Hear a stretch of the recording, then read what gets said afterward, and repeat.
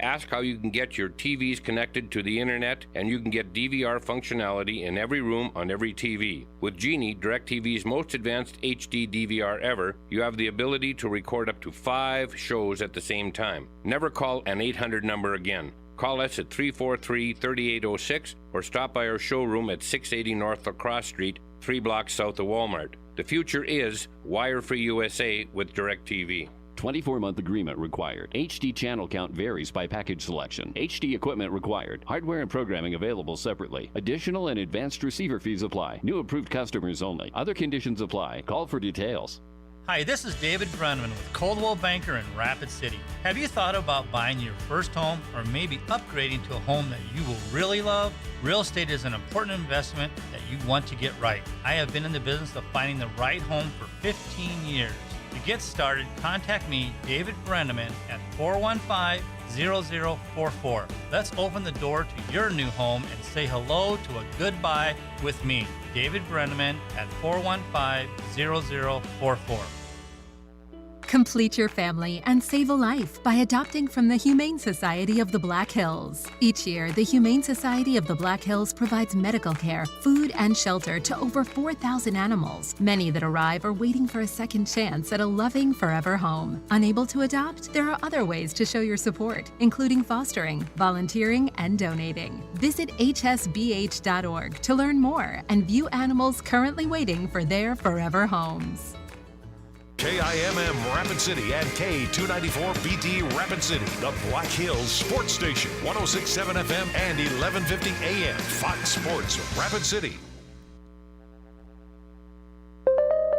We are Fox Sports! And here's what you need to know. In the NFL, ESPN reports that the San Francisco 49ers have officially given Jimmy Garoppolo's agents permission to seek a trade. In addition, Garoppolo, who's recovering from off-season surgery on his shoulder, has been cleared to start practicing again. NBA, today at a Los Angeles courtroom, Charlotte Hornets restricted free agent forward Miles Bridges pleaded not guilty to 3 felony domestic violence charges. In college football, Texas A&M has suspended its top receiver, senior Ainias Smith, after he was arrested early this morning on charges of driving while intoxicated, unlawful carrying of a weapon, and marijuana possession. In golf, Henrik Stenson announced that he's joining the LIV Tour. As a result, Stenson was removed from his role as the captain of Europe's Ryder Cup team. I'm Isaac Lowenkron.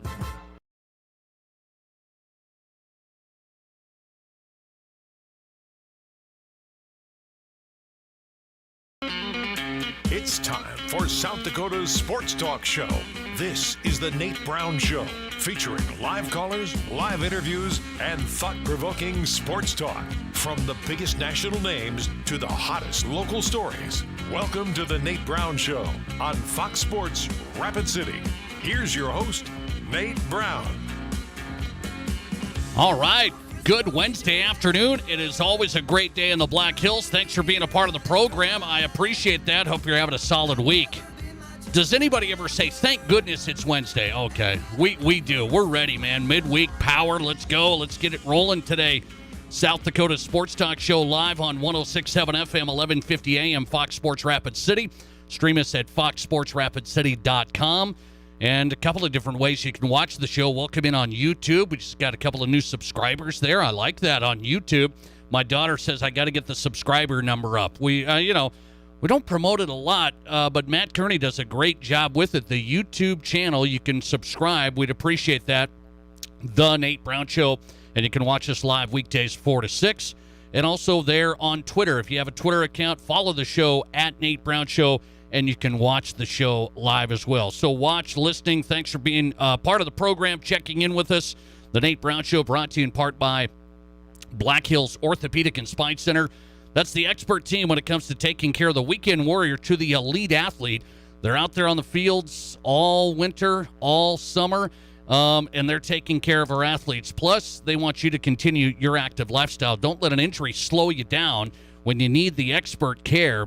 See Black Hills Orthopedic and Spine Center. Learn more at bhosc.com. Black Hills Orthopedic and Spine Center, founded in 1976, helping you stay in the game. bhosc.com. Let's look at the Wednesday lineup for you. What do we have? Some good stuff across the board.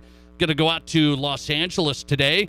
AM 570 Los Angeles. Kevin Figures. We're going to run through a few things, including All-Star Game festivities. I think Buxton should have been the MVP. Why not?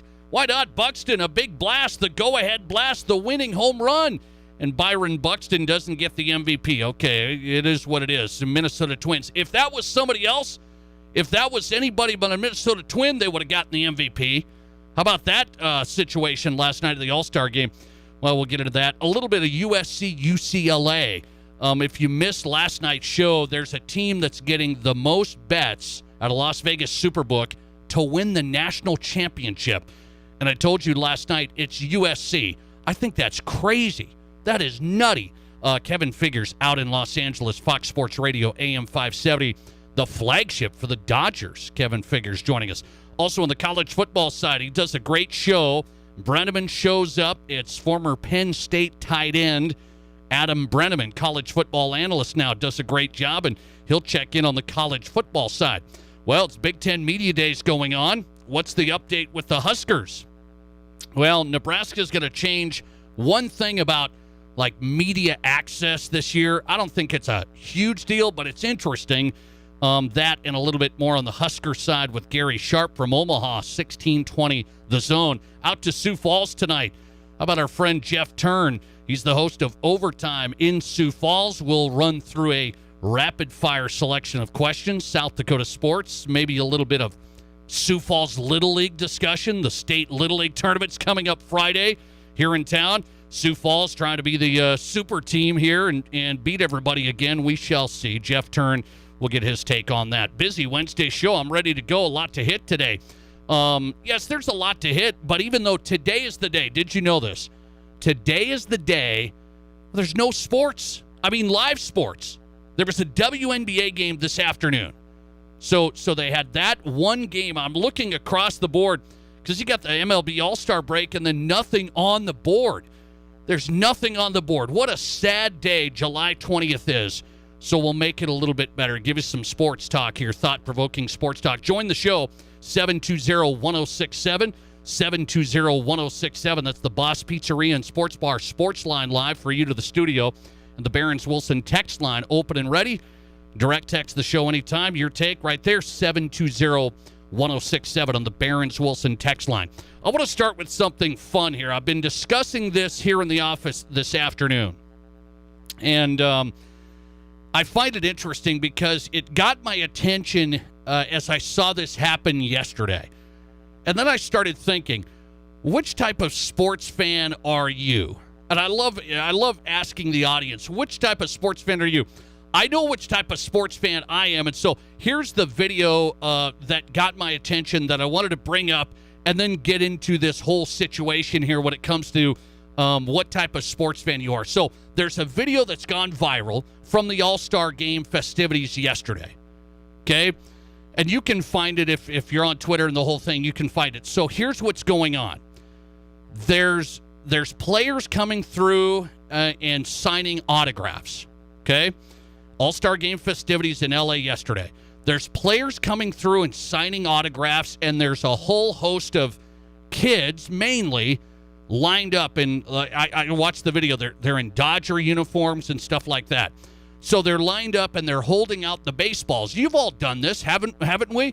Went to the ballpark. Maybe you went to some Major League games back in the day, or even minor league. I used to do this up in Billings, Montana, minor league. Cincinnati Reds affiliate. We saw some great players come through there. You hold out the ball over the fence, and you hope somebody comes by and sign it. Well, there's players coming through. Here's the video. I'll describe it for you, and then I'll get into why I'm getting after this. So here's what happened. Why did it go viral? This is a common thing. Kids are trying to get an autograph. Kids are holding out the ball. Well, there's a guy behind him. It's a grown adult. There's a guy behind him yesterday at the All-Star Game festivities. It's a grown adult man. He's in a Padres uniform. So he's a Padres fan. I'll take it, I guess. And he's holding out a ball, and he starts leaning over the kids. He's... I laugh about this because I'm going to get into what type of sports fan are you. This kid, or this guy, starts leaning over the kids. The kids are probably, I don't know, 10 or 12, maybe, the boys that are trying to get autographs here at the All-Star game. And the man, the grown adult, starts leaning over the kids. He has a baseball. And he wants to, whoever it is, you can't really see in the corner who's coming up because then the video ends, but he wants that autograph big time. This grown adult wants that autograph big time, so he starts leaning over the kids, and what happens? He's got his elbow over the kids. He kind of bumps one of the kids' head. One of the kids kind of turns around. What's going on? I'm getting smothered by this guy. Kind of elbows the guy back. And what does the adult do back to the kid? He kind of elbows him. So now you have a grown adult man like me trying to kind of battle a kid who's trying to get an autograph of some player for whatever reason. Maybe you're a collector, whatever it is. I'm just trying to get into the psyche there, into the mindset. So, and then I wanted to say, let's open this up to the audience in the Nate Brown Show question of the day, because I watched the video, I laugh, yet I go, oh, come on. The adult now kind of elbows the kid, and he's ticked off because he wants an autograph just as bad as the kid. I guess to each their own, but I can't have that. I'm sitting here watching the video at the All-Star game going, okay, this has gone viral. I'm watching this whole thing as the player is coming through, and here's an adult man who's battling, jockeying for position, kind of forearm shivers some stuff. Sends a forearm shiver. Not too much, not too violent. So I ask you this question. We've never asked this question, and I think it's an interesting deal, because if you've gone to games, you've seen people that just go crazy for autographs. And so I wanted to ask, and I threw this out. What do you think of grown adults like this guy yesterday at the All-Star festivities, really seeking and asking and jockeying for sports autographs? This is something that I think many of us have done back in the day. I found something that I didn't even know I had a couple of weeks ago. It was an Aaron Boone autographed baseball. Aaron Boone, manager of the Yankees. When did I get that?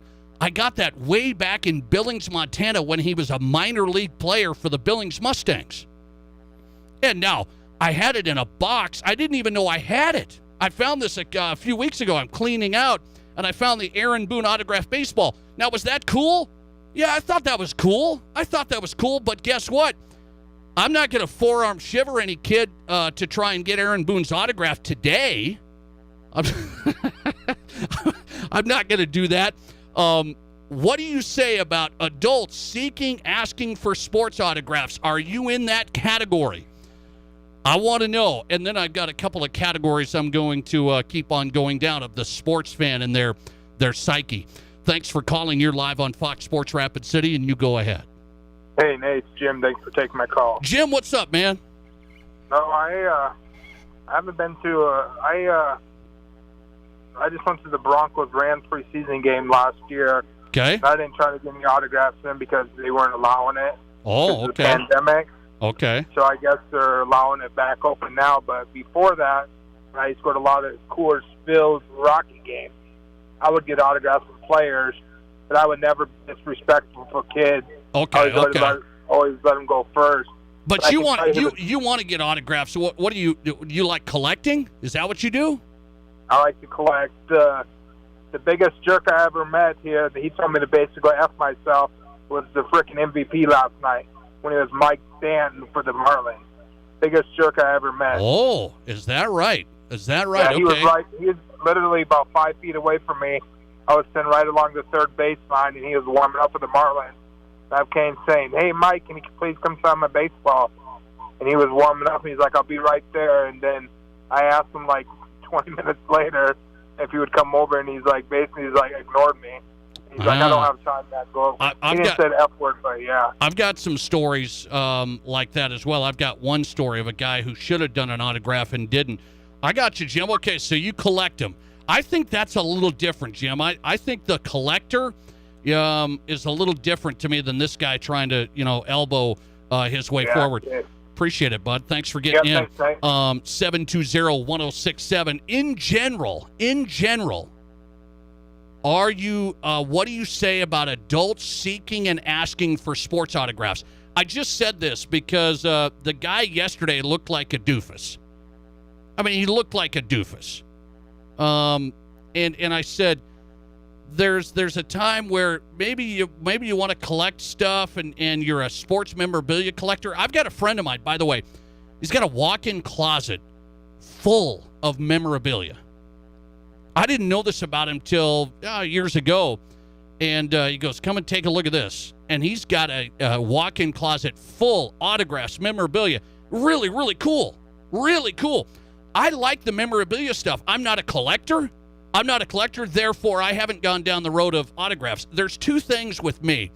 Why I haven't been the autograph guy, not a collector, memorabilia guy. The other one is, as I started in media early, one of my first jobs was in Washington, D.C., back at NBC, WRC, NBC, home of Meet the Press. Yes, and the George Michael Sports Machine.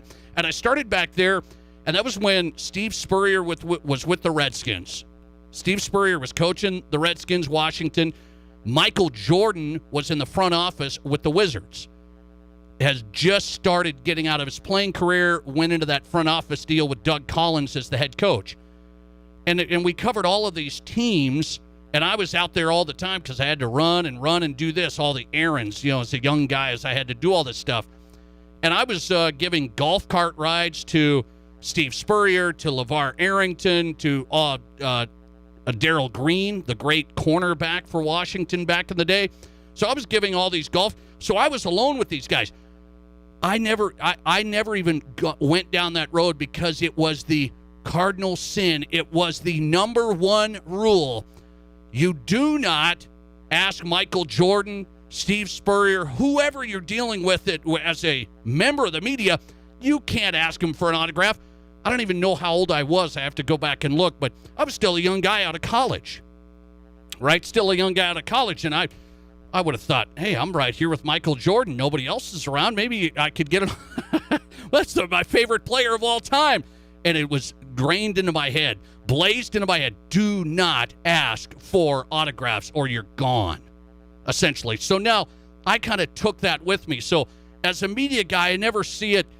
I got to get an autograph. I got to get this. I got to get that. And I don't collect stuff. So I'm not there. What are you saying as a general public about this? This video just came out yesterday, and I look at the guy. The kids are getting the autograph, and here comes the adult elbowing his way, literally, leans over the kids and almost gets in a dust-up trying to get an all-star autograph yesterday. Adults asking for autographs. Yes, get that signature, or no, you got to grow up a little bit. What's your answer? Look at the votes right now. 62% say no adults getting autographs. You got to grow up a little bit. 62%. I'm a little surprised by that. Thanks for calling. You're live today, and you go ahead. As much as a hard butt as I am, I personally wouldn't do that. But let me throw another thing at you. Okay? Yeah? Nate, I throw out stats at you all the time. Heck, I picked Brooks Robinson on my Mount Rushmore. Yes. And I'll guarantee you 95% of your listeners, Nate, couldn't tell you anything about Brooks and probably misspell his first name. Okay. But he was a great ball player. Okay. All I'm saying is, look at it from this guy's point of view. Who was the ball player? I How don't much know. of a fan? Yeah, that's a good point. You see what I'm saying? Yeah. Kids today, I mean, come on. Kids today have no sense of nostalgia. I know what you're saying on that, meaning, hey, this could be a historical thing. I want the Legends autograph. I just want to have it, right? I mean, who knows? But, two major leaguers that I got to see play, at least, through their life, was George Brett and Bob Gibson, amongst others. Yep. But the reason I'm bringing these two up, I can remember Bob Gibson, he over at the Omaha Pee-wees games, when he'd come into town and he'd sign autographs. And an adult would come up and one of his people, family member, just pushed the adult's to the side. Is that right? They weren't getting anything. Okay. And Bob was hanging. And George Brett did the same thing at Rosenblatt Stadium when he played a little bit with the Omaha Royals. And then back in them days, Kansas City Royal players would come and play a game in Omaha against the Omaha Royals, the AAA team. Okay. And I tell you what, the adults, you know, as much as I'd probably fight somebody over Wilt Chamberlain 30 years ago, but that's a different story. Okay, so what I'm you're not saying a is, big autograph seeker, but you would select No. a few guys. You would. Okay. I got All right. 4. Bob Gibson. Okay, that's the big one. Bob Devaney. Okay, I that's got some big George ones. Brett. Okay. And I got Barry Bonds when he played for ASU. I knew he was going to be one of the greatest ball players from that generation. Wow, that's not bad. Not bad. And I like it. Honestly, I probably got others, Nate, but I still have them 4. I still have Bob Gibson's rookie card, George Brett's rookie card. Let's hope you didn't. All I'm saying is, let's hope you didn't battle the kids like this guy did yesterday. Okay, In my day, Nate, we would have kicked that guy's butt. That's the difference between the kids today and my boys in the day. We didn't care what neighborhood. If an adult hit a kid, we were jumping you, bud. All right. Especially Well, he didn't hit him, like but that. you know, it was aggressive. I appreciate. That guy should have got beat up, dude. You can't do that to little kids. All right, I got you. Thanks, man. I appreciate it. Good stuff. Yep. So it's interesting.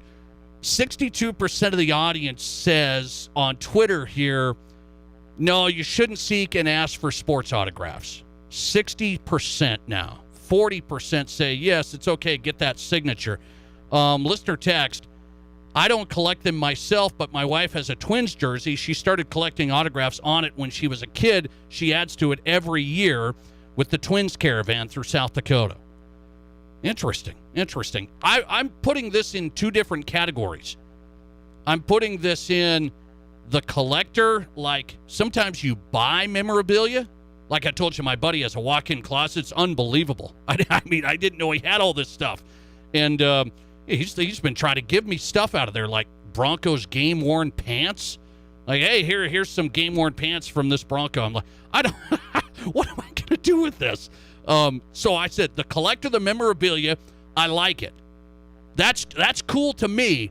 I don't want to get edgy and I got to, do this. I haven't been an autograph guy. I found my Aaron Boone signed ball from Billings back in the day, Billings Mustangs baseball. Now, that's pretty cool, right? And I thought it was neat. I didn't even know I had it. I got Aaron Boone's signature when he was a minor league player, and he came all the way through Yankees fame and now the Yankees manager. I'm saying, hey, I got Aaron Boone's ball. So I get it. I wanted to ask the audience, what do you say about adults asking for autographs and being aggressive like that? 61% of you say, no, you got to grow up. On top of this, really quick on this opener, there's another type of guy at a baseball game, okay? Let's say you caught Byron Buxton's home run last night. It's just an example. Okay? There's another guy. I want to get into the psyche of this. Which guy are you? You caught Byron Buxton's home run last night. There's kids around. You kind of beat the kids to it. Maybe you were in the best position. You caught it.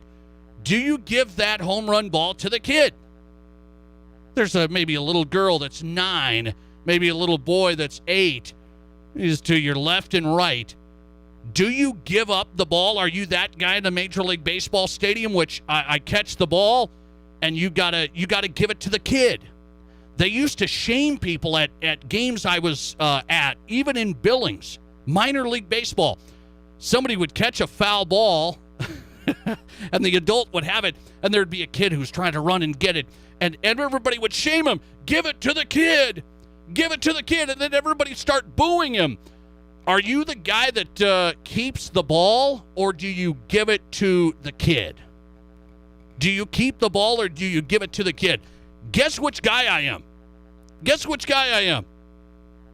I'm giving it to the kid. Now, if this is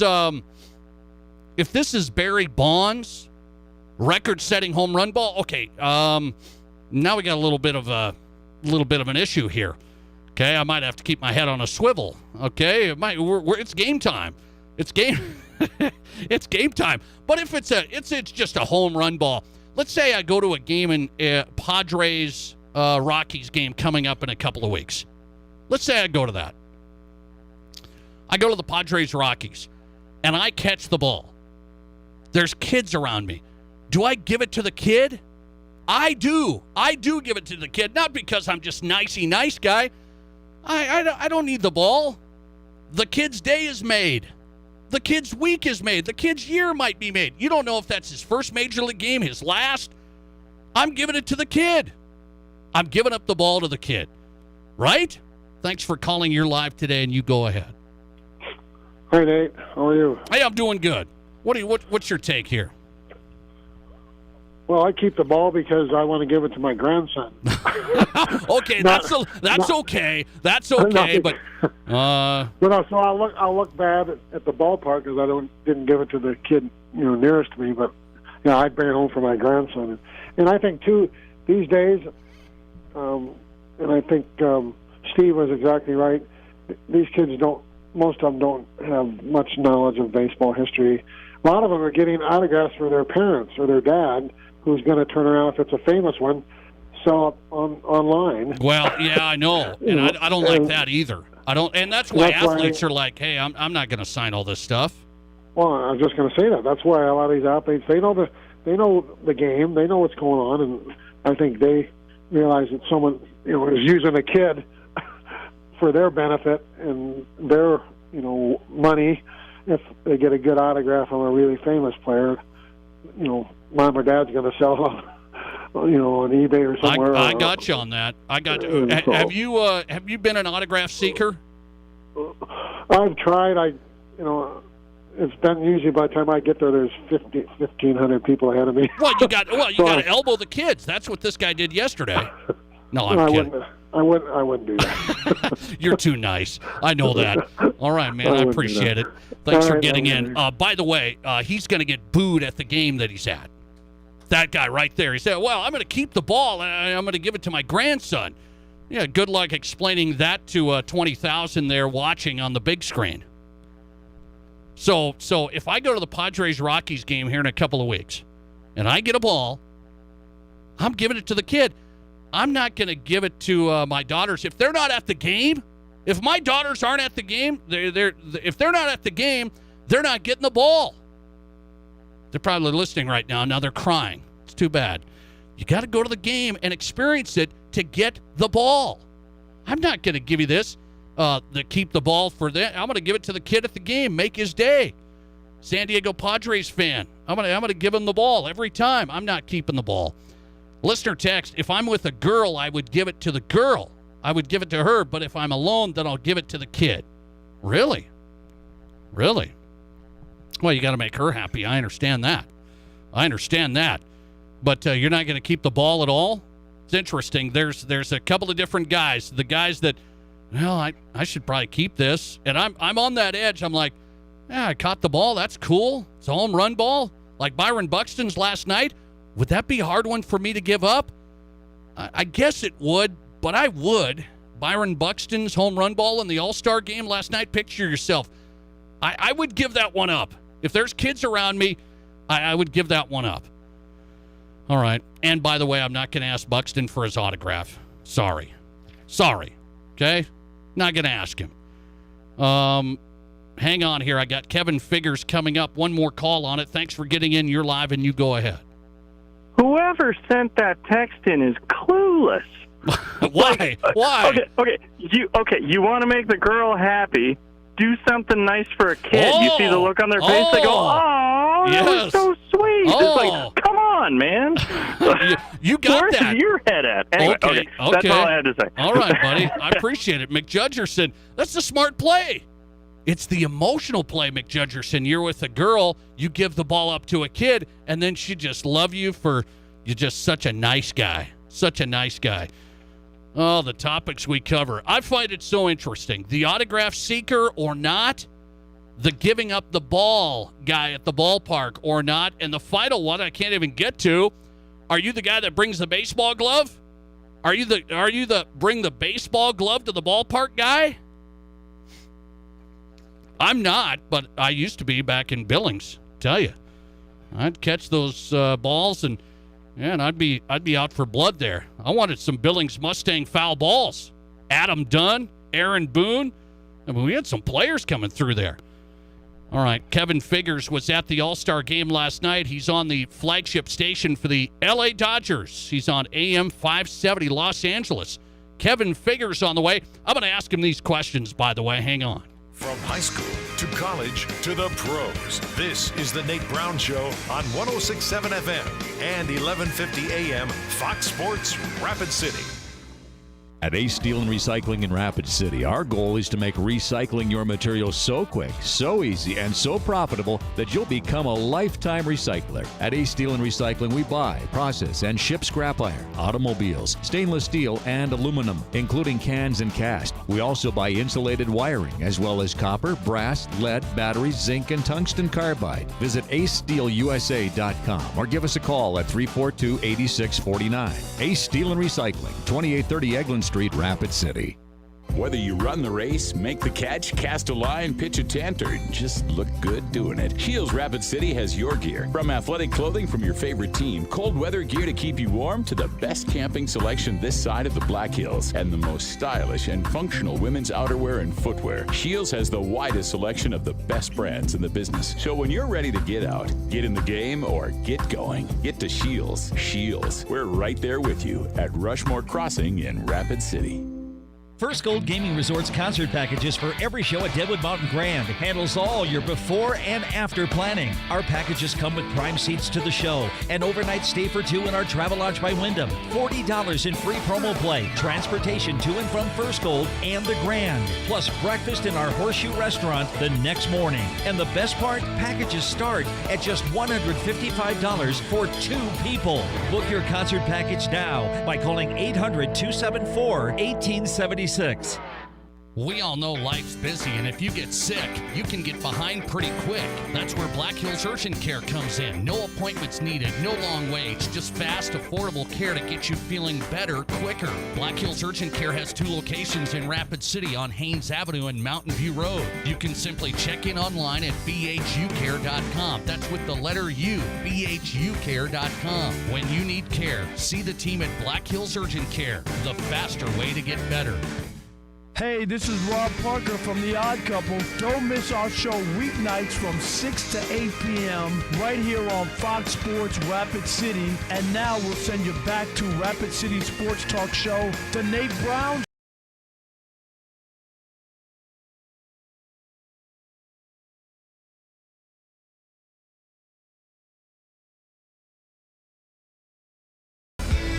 Hey, welcome back in. Good start today. Good stuff. Thanks for being here. The Nate Brown Show, live South Dakota Sports Talk Show. Packed lineup. College football analyst Adam Brenneman coming up, former Penn State tight end. We'll talk to him on the way. Jeff Turn live from Sioux Falls tonight. He's the host of Overtime. Me and him always shoot it around, have some fun. Little fireworks today, maybe? I don't know. Jeff Turn live from Sioux Falls. We'll get to him. Gary Sharp, Big Ten Media Days, covers the Huskers, 1620 The Zone. He's on the way. Kevin Figures. It's been busy, man. Home of the L.A. Dodgers, AM 570 Los Angeles. And the Dodgers hosting the All-Star Game, L.A. The festivities wrapped up. Kevin Figures in the middle of that, and he joins us on Fox Sports Rapid City. Kevin, good to have you, man. How are you? Great to be back, Nate. I am spectacular. How are you? Well, I'm doing good. So let me ask you your read on L.A. and hosting the All-Star Game. I had a report out there from a guy that was covering it for the Rockies yesterday, and he said, hey, we had it in Denver last year. It was good, but it wasn't as good as L.A. What's your take on the All-Star Game in L.A.? That's interesting, Nate. So this is the first All-Star Game I've ever attended for Major League Baseball. As you know, since 1980, this is the first time L.A. has hosted it. And I'll be honest with you, it wasn't as exciting or as drummed up as I thought it might be. I was at the stadium. The pregame festivities were amazing. Of course, the hometown guys got big jumps. Like Clayton Kershaw was loudest cheer I've ever heard him get. The Astros were obviously roundly booed, even though many of the Astro dignitaries weren't even there in 2017. when the World Series cheating scandal happened. But, you know, once the game actually started, it was fun, and the Kershaw picking off Ohtani was fun. There were a couple of great moments. Giancarlo Stanton hitting the big home run in his hometown, winning the MVP. But I don't know, Nate. It just didn't feel as big as you think an All-Star game would normally feel. Now, granted, I don't have the perspective on it because, again, it was the first one I've ever attended. But it certainly felt a little more ho-hum than I was expecting, to be completely honest. Interesting. So I've got a couple of questions out there when it comes to what type of baseball fan are you? And there's a viral video going around from the All-Star festivities yesterday of this grown adult man trying to get an autograph. I don't know if you saw this, Kevin, but he's trying to get an autograph, and he's working his way up to the front. There's two kids in Dodgers jerseys up in the front. He's kind of smothering them. They kind of elbowed him. He elbows them back. I said, come on, you can't be that guy. Can you be an adult seeking autographs aggressively like that, Kevin? Come on. I was embarrassed for him. That was one of the most embarrassing moments I've ever seen. And it's right in line with, I don't know if you've seen, some of these videos have gone viral over the last couple of years. There's like a foul ball or a player throws a ball into the stands, and like a woman literally elbows like a 12-year-old girl out of the way and catches it and starts cheering with her friends. Like, what are we doing? Like, it's children. Go buy a baseball, for God's sake. This guy in this video that you're referencing, Nate, cannot be any younger than 45 years old. No. And he's sitting there screaming and yelling like the Beatles came to town or something. It's not that big of a deal. If you're there with your son, hold him up, hold him out, see if you can get an autograph. But it's one of the most ridiculous things I've ever seen in my life, that a grown man at 50 years old is fighting with children, quite literally fighting with children, over positioning for an autograph. It's really sad. Okay, I'm with you. I just wanted to reference that one from the All-Star festivities yesterday. Final one. If I catch Byron Buxton's home run yesterday, I said there's another guy at a baseball game. Here he is. If I catch that home run ball and there's kids around me, do I give it to the kid or do I keep it? And my answer, Kevin, even if a Byron Buxton home run ball in the All-Star game comes to me and I get it, if there's an 8-year-old kid next to me, I'm giving it to him, Kevin. Not because I'm really, really nice, I guess, but maybe to make his life, make his day. I'm giving up the ball. Is that the right call? It is 100% the right call. I'm right there with you. The only time I will put context into this conversation, if it's, somebody hits a record-breaking, most home runs in a season. Let's say Aaron Judge hit 61 home runs this year. Right. And look, maybe it's being selfish, Nate. I don't know. But if I'm probably going to get pretty good scratch. Maybe it's a couple of tickets, an autographed bat, access to somewhere. If I hold on to that ball and talk to Yankee security, that's one thing.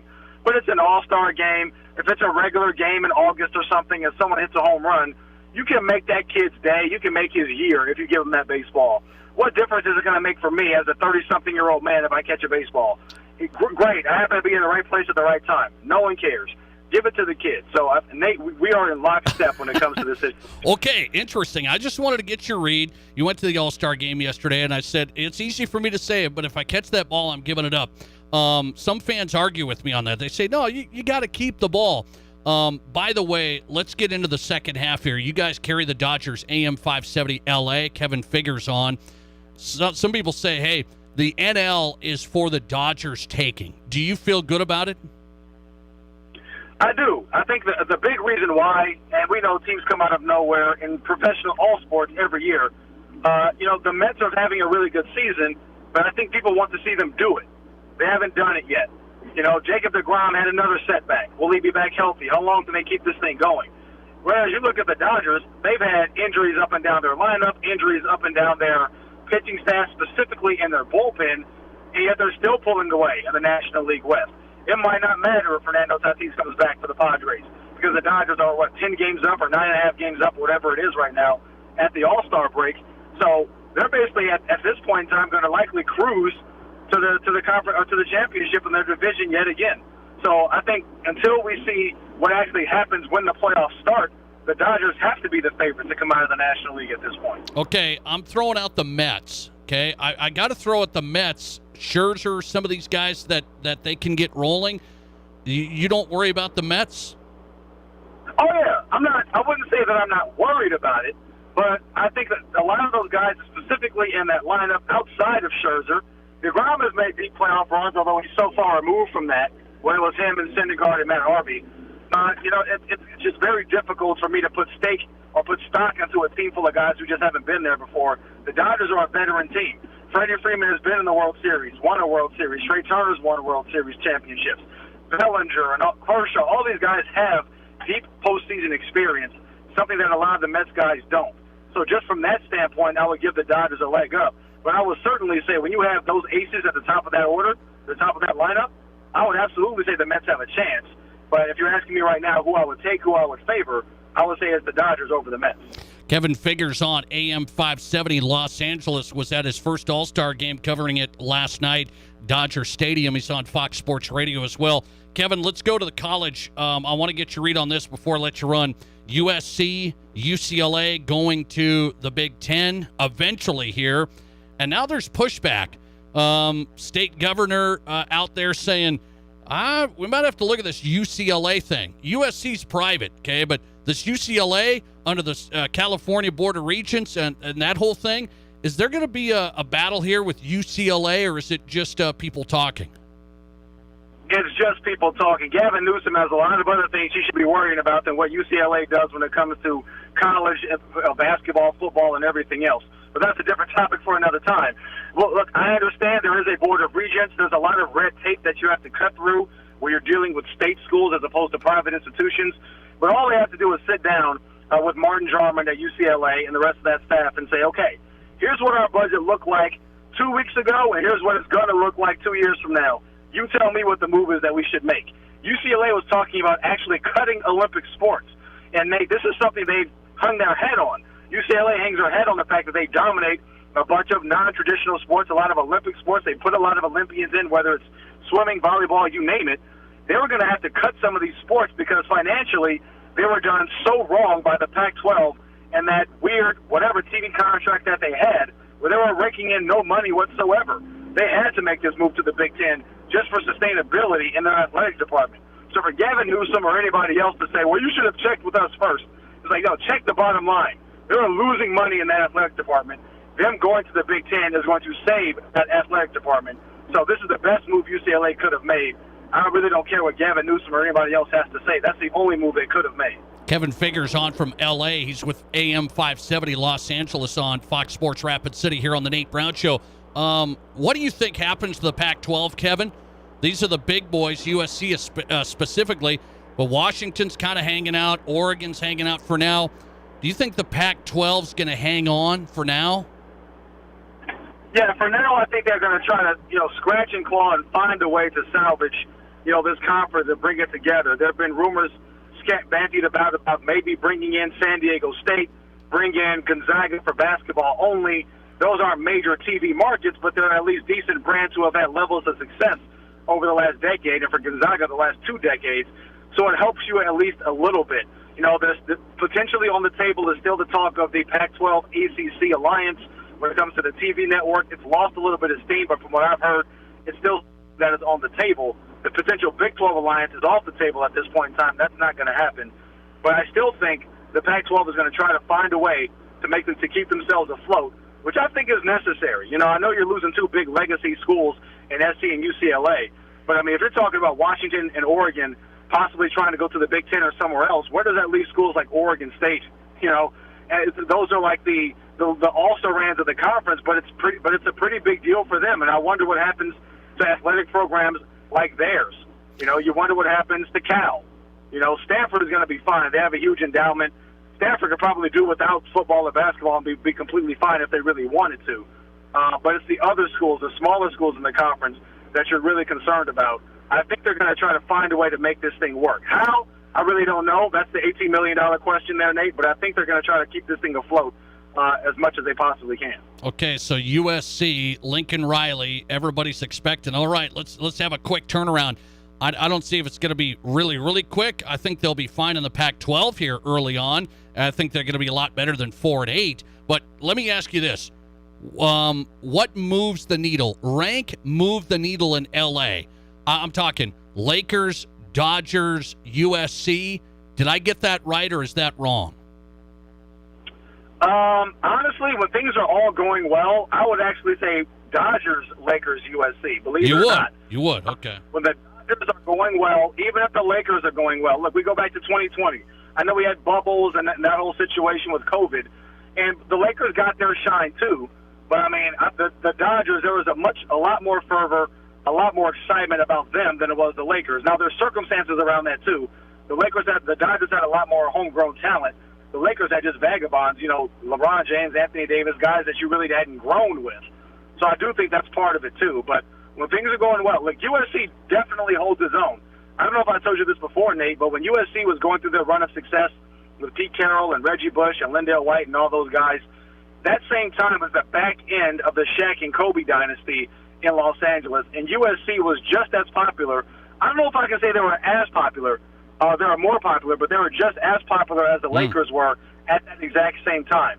So USC definitely swings the big stick in Los Angeles when they're winning. To your point, they'll be better than 4-8. I don't know. I saw there was a lot of Vegas money coming in on them to win the national championship. Yeah. That's absurd. Come on. Right. There's no way it's happening. They can't block Alabama or Ohio State or those teams up front. They have skilled position players up the wazoo, and I think Lincoln Riley's going to do a good job of rebuilding those lines in the next couple of years. But as far as competing on a national level, they might be good enough to make it to a Rose Bowl, a New Year's Six Bowl, sure. But compete for a national championship, I think that's really premature. Okay, don't waste that money at Westgate, Kevin. You're right. Don't waste that money. There's plenty of guys doing that, apparently, with USC. National championship, not yet. AM 570 Los Angeles, Fox Sports Radio. Kevin Figures on today. Kevin, good stuff, man. Thanks for hopping in. Always fun, Nate. Thank you, man. Appreciate your time. Kevin Figures live from L.A., side of the All-Star game last night, Dodger Stadium. Wanted to get some USC-UCLA talk. That's interesting. So I wanted to ask him, what moves the needle? People ask me that on this show. Hey, what's the content, the topics that move the needle? It's various on this show in Rapid City. It's various, like sometimes Broncos, sometimes Kirk Cousins, sometimes Little League Baseball. It's all over the map here. There, I said, what moves the needle in L.A. sports? He says Dodgers, Lakers, USC. 1, 2, 3. Dodgers, Lakers, USC.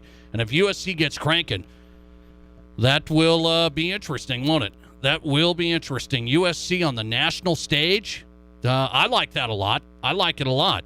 Makes it really interesting. Somebody else besides Ohio State, Alabama, Georgia. Listener text coming up here as me and Kevin say, we would give up the home run ball. I would give up the home run ball to a kid at a baseball game. I'm giving up the ball to a kid. And I said, but, you got to think, if it's Barry Bonds' record home run ball, am I going to give that one up? Well, I'm not going to do that. That's a business decision. Listener text coming in.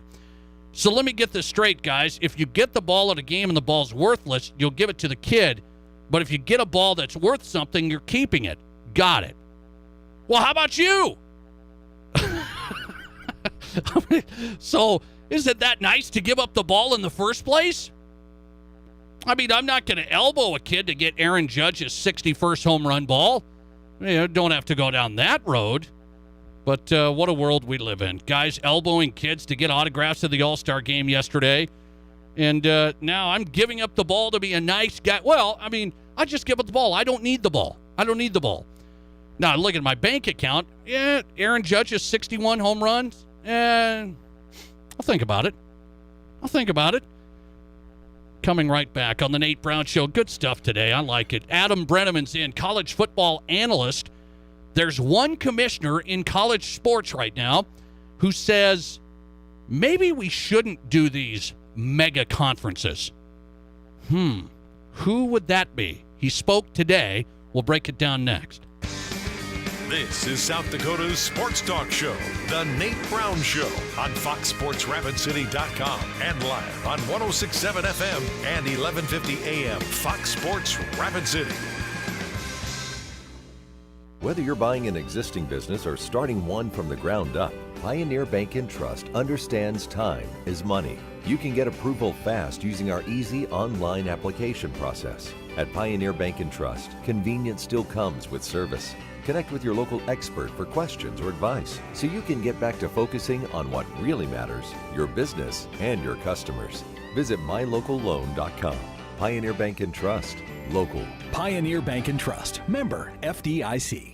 Get away from it all in the great outdoors for lasting family memories with a new or pre-owned RV from Dakota Discount RV. We make your RV experience fun and easy by providing you with a quality recreational vehicle, competitive pricing, and professional sales and service. Our large inventory of fifth-wheelers, travel trailers, toy haulers, and live-in horse trailers allows us to save our customers thousands of dollars compared to most dealers. Stop by and see us at Dakota Discount RV, 3330 East Mall Drive across from Cabela's and on JB Road, Blackhawk.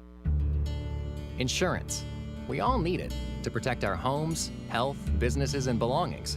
But having adequate coverage is just the beginning. You also need the support of professionals who stand by your side to protect what's important to you. Fisher Rounds & Associates combines the coverage you want with the commitment you need. Fisher Rounds & Associates. At your service, at your side. With offices in Pierre, Mitchell, Watertown, Sioux Falls, and Rapid City. The doctors and staff at Black Hills Orthopedic and Spine Center have provided expert bone, joint, and muscle care to patients in the Black Hills area since 1976. Whether you're an elite athlete, a weekend warrior, or just want to continue your active lifestyle, the orthopedic experts at Black Hills Orthopedic and Spine Center will help you stay in the game. Don't let an injury keep you from doing the things you love. Trust the team at Black Hills Orthopedic and Spine Center, specializing in what moves you. Learn more at bhosc.com. Hey, Rapid City, it's Doug Gottlieb. Join me weekdays from 1 to 4 right here on 106.7 FM and 11:50 a.m. Fox Sports, Rapid City. And now let's get you back to the Nate Brown Show, Rapid City's sports talk show.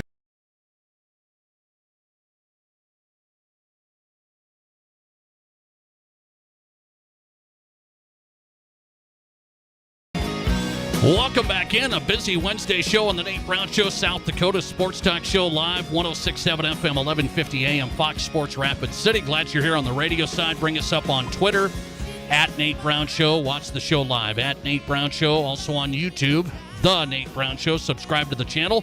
A couple of new subscribers. Boy, we're ticking up there. My daughter may be proud of me someday. The Nate Brown Show YouTube channel is live right now. Thanks for subscribing. Let's go to Adam Brenneman, college football analyst, former D1 tight end, Penn State, UMass. Brenneman shows up. He's got a podcast, interviews some athletes, college, pros. It's good stuff. Find him on Twitter at Adam Brenneman81. A good follow, college football fans. Good follow at Adam Brenneman81. And he's here on the Nate Brown Show. Adam, thanks for the time. How are you? What's up, Nate? Thanks for having me. Well, I appreciate your time, as always. Thanks for coming on. Let me ask you about something here, and I want to see if this guy's just in a spot where nobody else is, or if he's being honest. And so I'm watching ACC Commissioner Jim Phillips today. ACC Commissioner Jim Phillips basically saying, we need to kind of think about what we're doing here and make sure we maybe don't do the gated community style conferences, like you're in with the good guys or you're out. And he said, we need to take a look and see if we serve the many, not a collective few. Is that because he's just worried about the ACC falling apart? I mean, I think so. I mean, if I'm the ACC commissioner and you kind of see the consolidation of the SEC and the Big Ten, I mean, I'm a little nervous. Although the ACC is probably at least in a decent spot, but then you look around and you start getting nervous about Florida State and Clemson and some of those schools. I'm sure those administrations and those school presidents would like to be in the best conference in football in the SEC. So I think they're in a tough spot. I mean, boy, would it be tough to be Pac-12 commissioner who just took that job about a year ago and was kind of inherited a mess from Larry Scott. So I think all those commissioners are in a tough spot. I feel bad for them. Okay, so you just kind of brought that up, Adam, so I'd ask you, who's in the toughest spot right now when you look at this realignment deal? Pac-12, ACC, it doesn't feel like the Big 12, but I'll throw them in there. Who's in the tough spot? Oh, I think it's the Pac-12. I mean, Pac-12 has been in a tough spot for a while, right? I mean, it just seems like they're behind the eight ball on a lot of different things. I mean, just bad TV deal. The whole Pac-12 network experience has been kind of a disaster. I mean, most of the country can't even watch Pac-12 games. It's really the only network that people have trouble finding. It's easy to watch SEC games, easy to watch ACC games, easy to watch Big Ten, on national TV. So they've been behind on that front. Like I said, the media front. And then just behind as a conference. I mean, the football hasn't been as good. They don't recruit as well. And then now to lose USC, which is without a doubt the most established, best program in that conference, and then to lose UCLA, your two premier schools in California. It's a tough one. I mean, and then by nature, every other school in the Pac-12 starts looking around and saying, well, hey, wait a second, if UCLA can make it in the Big Ten, Arizona State, you're in the Phoenix market. One of the biggest metropolitan markets in the world, a huge business market, huge pro sports city. They're probably looking around saying, "Hey, can't we go to the Big Ten? Can't we go to the Big 12?" And the money is not even close when you're talking about TV revenue and media revenue. So I think the Pac-12 is in a tough spot. But I think if they're able to hold on to who's in that conference right now and who's left, and then they bring in a couple established programs. They're not going to be great programs, but they bring them in, they'll be okay. It's just going to be, as they've already been, the worst conference of the Power 5 conferences. But like I said, they already were that to begin with. So it's at least the expectation is high. Adam Brenneman, college football analyst. His show, Brenneman Shows Up. Find him on Twitter at Adam Brenneman 81 here on the Nate Brown Show, Fox Sports Rapid City. Does the ACC commissioner have a point, though? I look at it, I know what he's saying. Jim Phillips saying, new structure here. We must serve the many, not a collective few. Basically, he's saying college football, if it goes to just the big dogs in a couple of conference-type scenario, that really changes the deal for college football and a lot of programs across the country. Does he have a point that would that be a negative at all? Yeah, and I think he has a point, right? I mean, one of the great things about college football has been the competitiveness across the board, the amount of teams and programs, the amount of conferences, the amount of games to watch on a Saturday that are all competitive, the ability to, the amount of bowl games. That's part of what made college football so fun was that, you had the freaking Cheez-It Bowl that somehow meant a lot to a lot of different people, even though it was 2 6-6 teams playing each other. That's part of what makes college football fun, and obviously everything we're seeing right now it's just the professionalization of college sports and college football. I mean, everything from NIL to the transfer portal to these media deals to USC and UCLA. Like, let's not get it twisted. None of these school presidents care about what the best conference fit is or what the best academic fit is for their schools. This is all about TV revenue. That's all it is. And I'm not saying that's a bad thing. Let's just call a spade a spade. It's the professionalization of the sport. So that's the trend that everyone's in. And when you get professionalized, the big dogs rise to the top. And I think that's obviously what we're seeing. It's the consequences of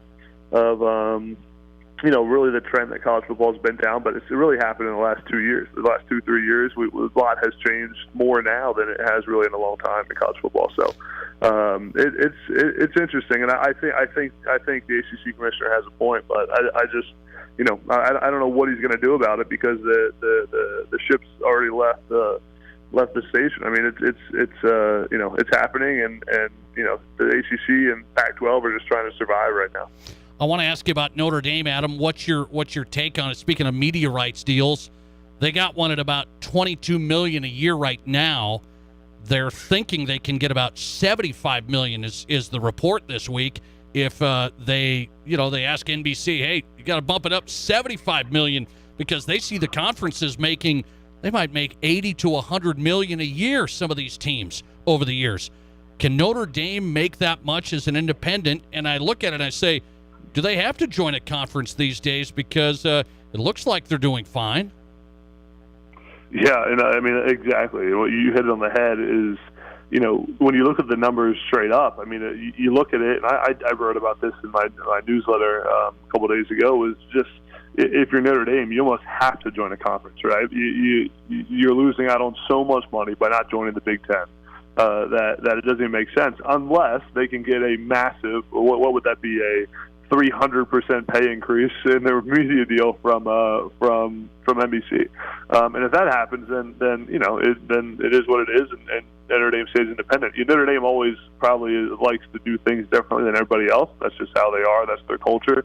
So I think they'd like to stay independent, and I also don't think they're in any rush. I think that I think that they are. They're gonna play it out. They're gonna see what NBC will do. But by looking at it on paper, I just it's hard to see a scenario where Notre Dame doesn't have to join a conference.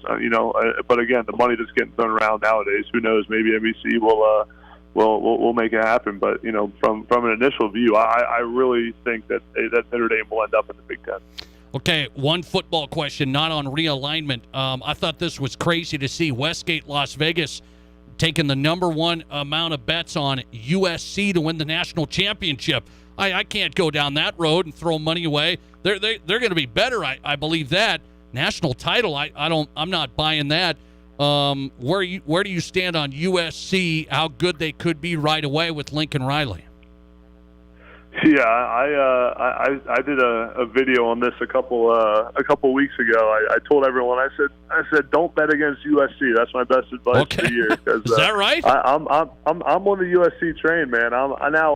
Betting on them to win the national championship is that may be a little bit of a stretch, but I think I go over on their win total. I think USC's gonna be really good. You look at their roster. They're as talented as anyone in the country. They got Lincoln Riley, obviously. Caleb Williams at quarterback, Jordan Addison at receiver. They're as good as any roster I've seen. Now the one part that everyone questions at USC, right, is the offensive and defensive lines, and that's really the question of the Pac-12. But I think, you look at this year, the Pac-12 is just not. It's. I wouldn't be surprised if they run the table in the Pac-12. I don't see a team that has a roster that even comes close to USC's right now. Okay. And maybe Oregon gets close to it, but it's just you're talking about Caleb Williams versus Bo Nix. I think USC is gonna have a good year. I really do, and I'm drinking the USC Kool-Aid right now for sure. Okay, I'm with you in the Pac-12. I'm not laying that at Westgate. Yeah, I think the national championship one may be a little bit of a stretch, but all right. Well, they're stretching the books, man. I'll tell you that. The LA train over to Vegas is laying some money. Adam Brenneman find him on Twitter at Adam Brenneman81, former D1 tight end for the Nittany Lions, UMass, college football analyst now. Brenneman Show. Adam, always great, man. Thanks a lot. Thanks for having me. Appreciate your time. Adam Brenneman, really good college football analyst. Follow him on Twitter. If you haven't, new follow for you, Adam Brenneman81, former Penn State tight end. I'll expand on this ACC commissioner statement today. It's all the media days are going on. SEC, Mountain West, ACC, Big Ten. The ACC commissioner says about, these mega conferences, if you only have the SEC and the Big Ten with a bunch of teams, quote, all neighborhoods in college sports need to be healthy. It's not good for college athletics if they're not. We understand where those two leagues are. We're all trying to find ways to close that gap, and all neighborhoods need to be healthy for college athletics. Well, the ACC is bringing in about $35 to $38 million per school on their media deal. $35 to $38 million per school each year on their media deal. The SEC and Big Ten may go to $90 to $100 million per year per school. $35 to $38 million for ACC schools. SEC Big Ten projecting $90 to $100 million per school in a few years. Ouchie. That would mean all neighborhoods are not healthy. That means you're living in my neighborhood and somebody else is out there living on the golf course, like my guy Matt Kearney. All right, we know that. Okay, Gary Sharp's in next. Huskers, media days, Big Ten. Nebraska's going to change a policy with their coaches. What do we think? What do we think of this? A little change here. 1620 The Zone from Omaha. Gary Sharp on the way. You're listening to The Nate Brown Show. Follow us and watch the show live on Twitter at Nate Brown Show.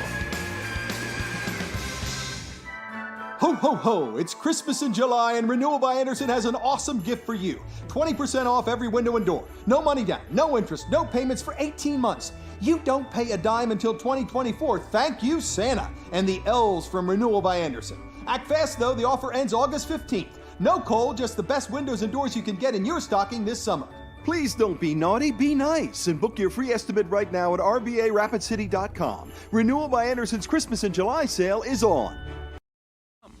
Here's your Fox Sports Rapid City forecast. Lows around 65 tonight under clear skies. Winds out of the northwest 8 to 15 miles per hour.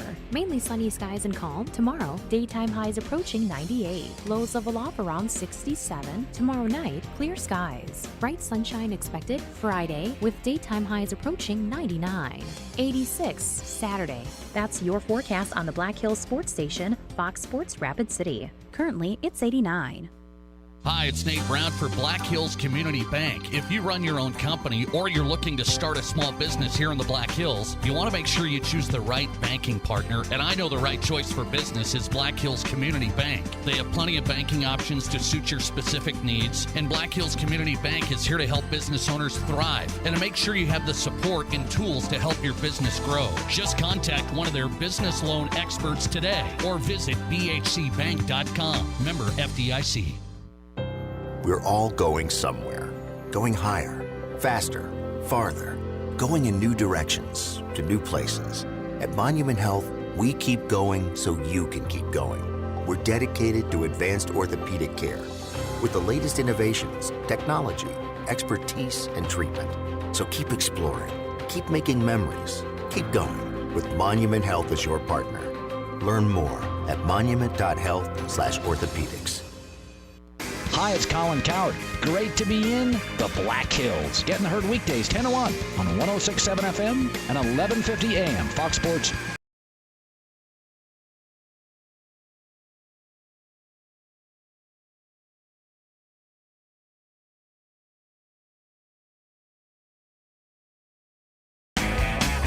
Good stuff on a Wednesday. The Nate Brown Show, South Dakota Sports Talk Show. Gary Sharp is in tonight. Let's talk Huskers. Football is almost here. I mean, they're going to be playing, man, in a month. They're going to be practicing here in a couple of weeks. 1620 The Zone, Omaha getting set for Husker football. Gary Sharp, 1620 on Twitter. You can find him there, and he's here on the Nate Brown Show, Fox Sports Rapid City. Gary, always good to have you. Thanks for coming on. How are you?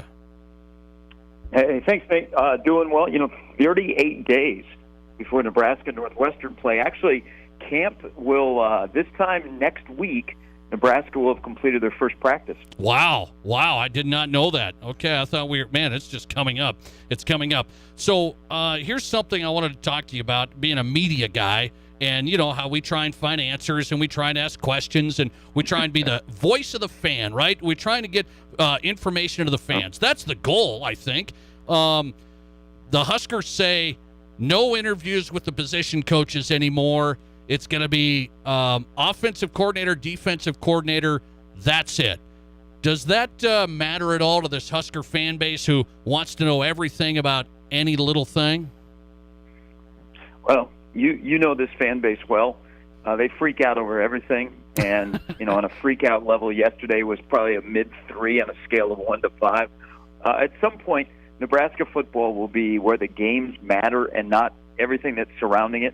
I think here we've been spoiled. Covering the sport or covering the team or following the team, there's a lot of access. And there has been to assistant coaches where a lot of places around the country, you get the coordinators, you get the head coach, you get the players, but you don't really get the position coaches. And some fans can't even tell you the particular names of the position coaches. Well, it's been that way around here at Nebraska for a while where assistant coaches talk to the media. And I think there were a couple of instances last year. A couple of those coaches are not here where they may have said some things that were different from what the head coach said. And so, when you have, I work at a station that's got 12 hours of sports talk and 85% of it is Husker football, that's going to be parsed through. So I think this is all part of a test. When you make the head coach the CEO, you know, when the CEO of a major company and there's something going on in the world, it isn't the assistant that goes on the Today Show and talks about what's going on. It's the CEO. And so the CEO, which in this case is the head coach, Scott Frost, he should know everything that's going on in the program and be able to relay that to the fans.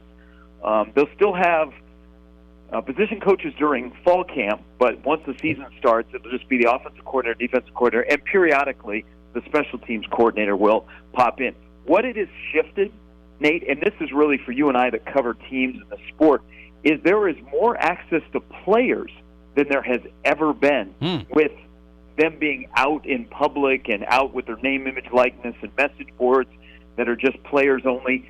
That's crazy to me that we've shifted so much. But now those players are going to get asked a lot of pointed questions that maybe would go to the position coaches.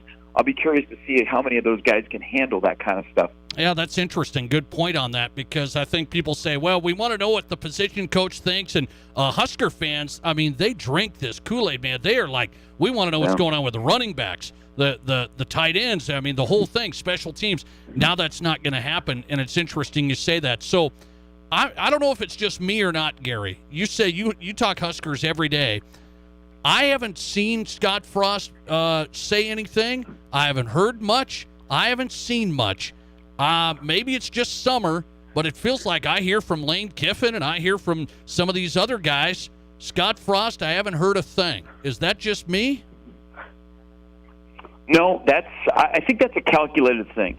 So last year when Trev Alberts makes the decision that Scott's being retained and they change the dynamics in his contract, he lowered the temperature. And then you make some hires, and then they go to the front where people are talking about Mickey Joseph and his recruiting and how dynamic he is, and some of the other assistants. And so they're getting all of the attention and all the portal guys that rolled into Lincoln. And Frost has kind of stepped back. The last time that I can recall publicly he talked to the group of us was at the spring game press conference after the spring game was over. Now, him and his wife have welcomed another addition to their family. I mean, God bless him. He's got 3 kids under the age of 5, Nate. So he's kind of been quiet in that, and you've seen him a little bit more in the last week and a half of making public appearances. But I think it's all a plan to kind of keep things quiet for Scott and take him away from the front and center. But beginning Tuesday in Indianapolis and Big Ten Media Days, that changes, and all of a sudden it's go time, and the head coach is front and center, where he's got to be the CEO, and he's got to relay the information and know what's going on all over his program. Because there have been times where Scott would be asked questions, Nate, after games or during the week about a defensive question, and he would kind of say, I don't know, I don't spend as much time with the defensive group, which is understanding because that was true, but now he can't get away from that. But you're going to see him a lot more, but you're absolutely right. You haven't seen a lot of him really over the last 8 months or so. Okay, I asked a guy from Denver yesterday, one of our guests who covers CU, and it was interesting, all this college football realignment, Gary, and I said, where does CU end up? And he wasn't sure. He's like, well, they might have to stay Pac-12 if that can survive. And I said that CU brand has really fallen off. And I made reference, I said Nebraska had a huge, huge brand. It's still very, very good in Nebraska, but nationally everyone's going, well, the Huskers are a long way from getting back to national prominence.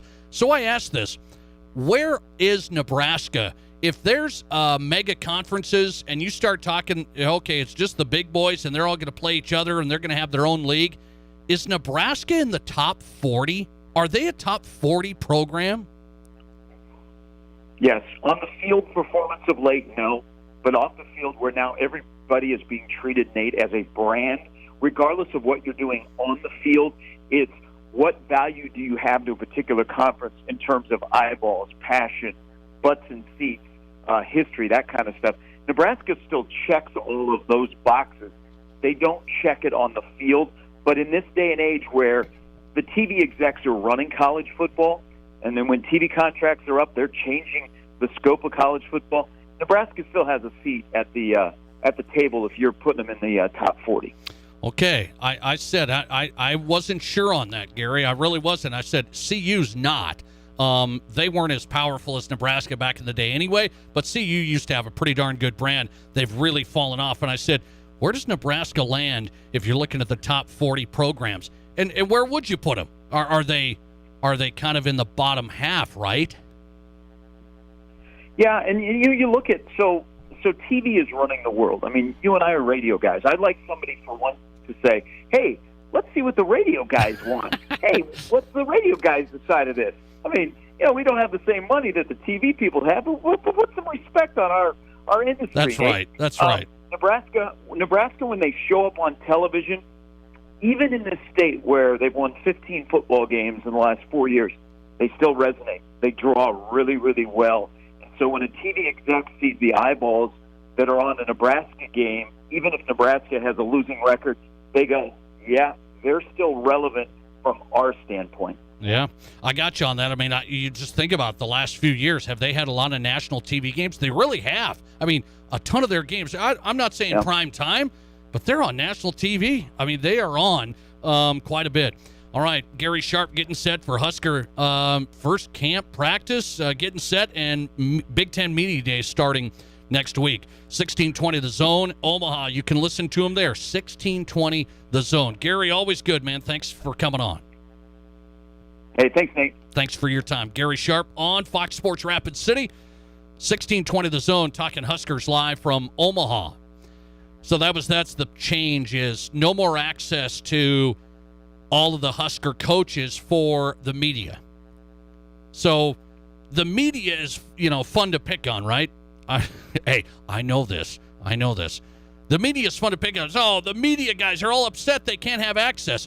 I always turn that around and say, if the media is doing it right, they're the fans' access, not their own agenda, and they're getting jaded and they're getting ticked off and whatever.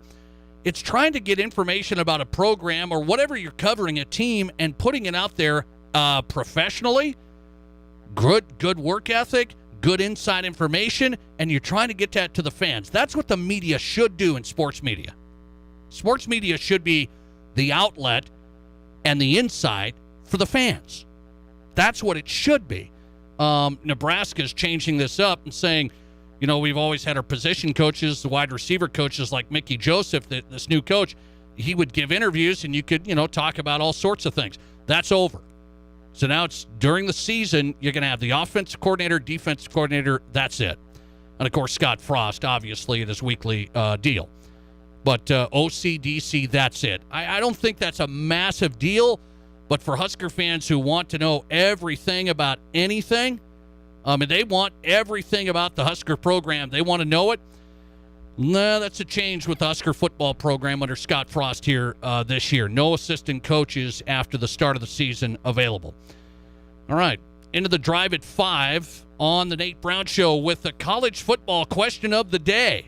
Are you ready for this?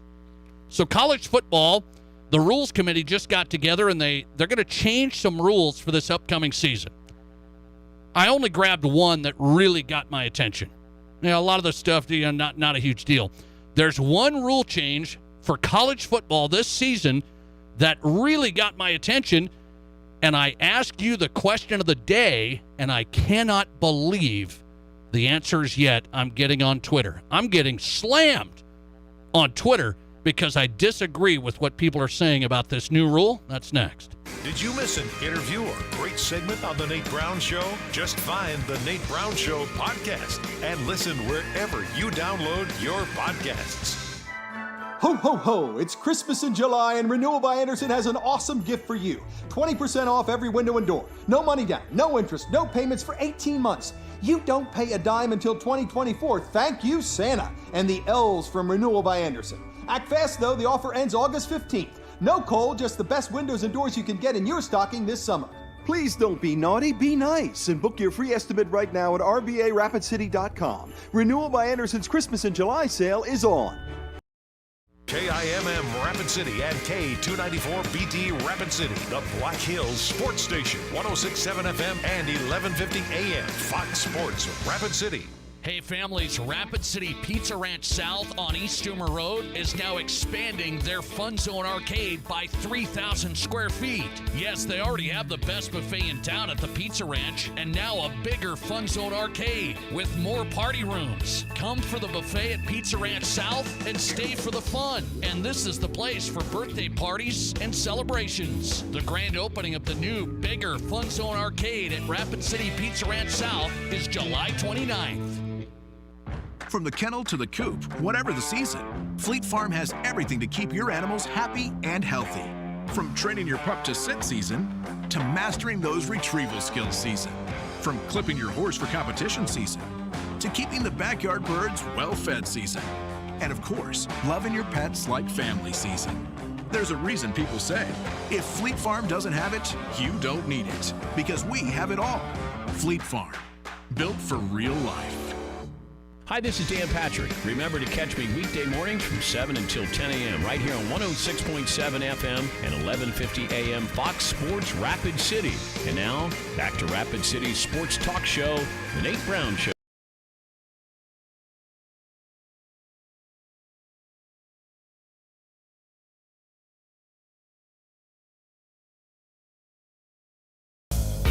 Welcome back in. The Drive at 5 is here on a Wednesday. We've made it. Warm back up today, man. Warm back up on the Nate Brown Show, Fox Sports Rapid City. The Drive at 5 brought to you by Summit Automotive Group. Your place for the best car buying experience in Rapid City. Experience the Summit difference. Stacy and Matt work hard to get the right vehicles for you, but also treat you right. Experience car buying truly built around you at Summit. SummitAutoGRP.com. Start there for your next pre-owned vehicle search. Take a look. The inventory up. SummitAutoGRP.com. Jeff Turn is on the way, host of Overtime in Sioux Falls, little Sioux Falls, Rapid City. Jeff Turn, Nate Brown, rapid-fire question stuff tonight. It'll be fun. I'll get to him coming up, host of Overtime, Sioux Falls. Might talk a little bit about Sioux Falls Little League, who's coming to town. Oh, State Little League. It's heated stuff, boys. I'm telling you. Sioux Falls has been to the Little League World Series a couple of times. They've taken us out. That used to be our show. Sioux Falls has the whole city to have Little League baseball players from, and we break our leagues up in our neighborhoods here.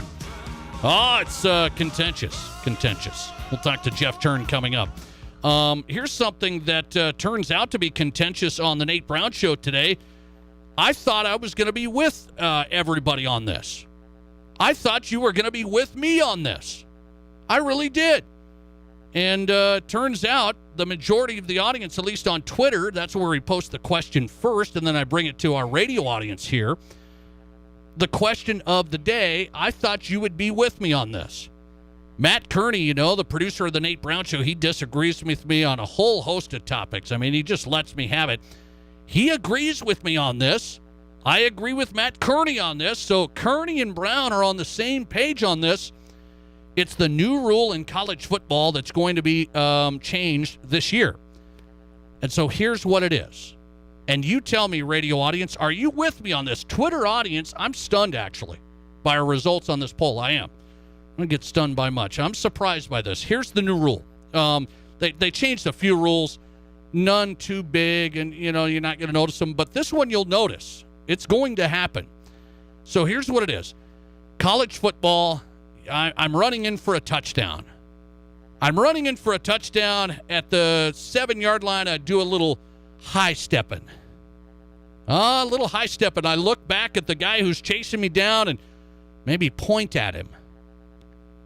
That's taunting. That's unsportsmanlike conduct. And you know what that rule is, right? So that is assessed on the kickoff, which is the next football play. Okay, so taunting in college football, and for that matter in the NFL, but the NFL's not going to change it right now. College football is changing this. If you taunt going into score, here's the scenario. I score. Before I'd score, it wouldn't matter. I could taunt, and who cares if it's assessed on the kickoff? Not that big a deal. It's really not. Now College Football Rules Committee says we're changing it.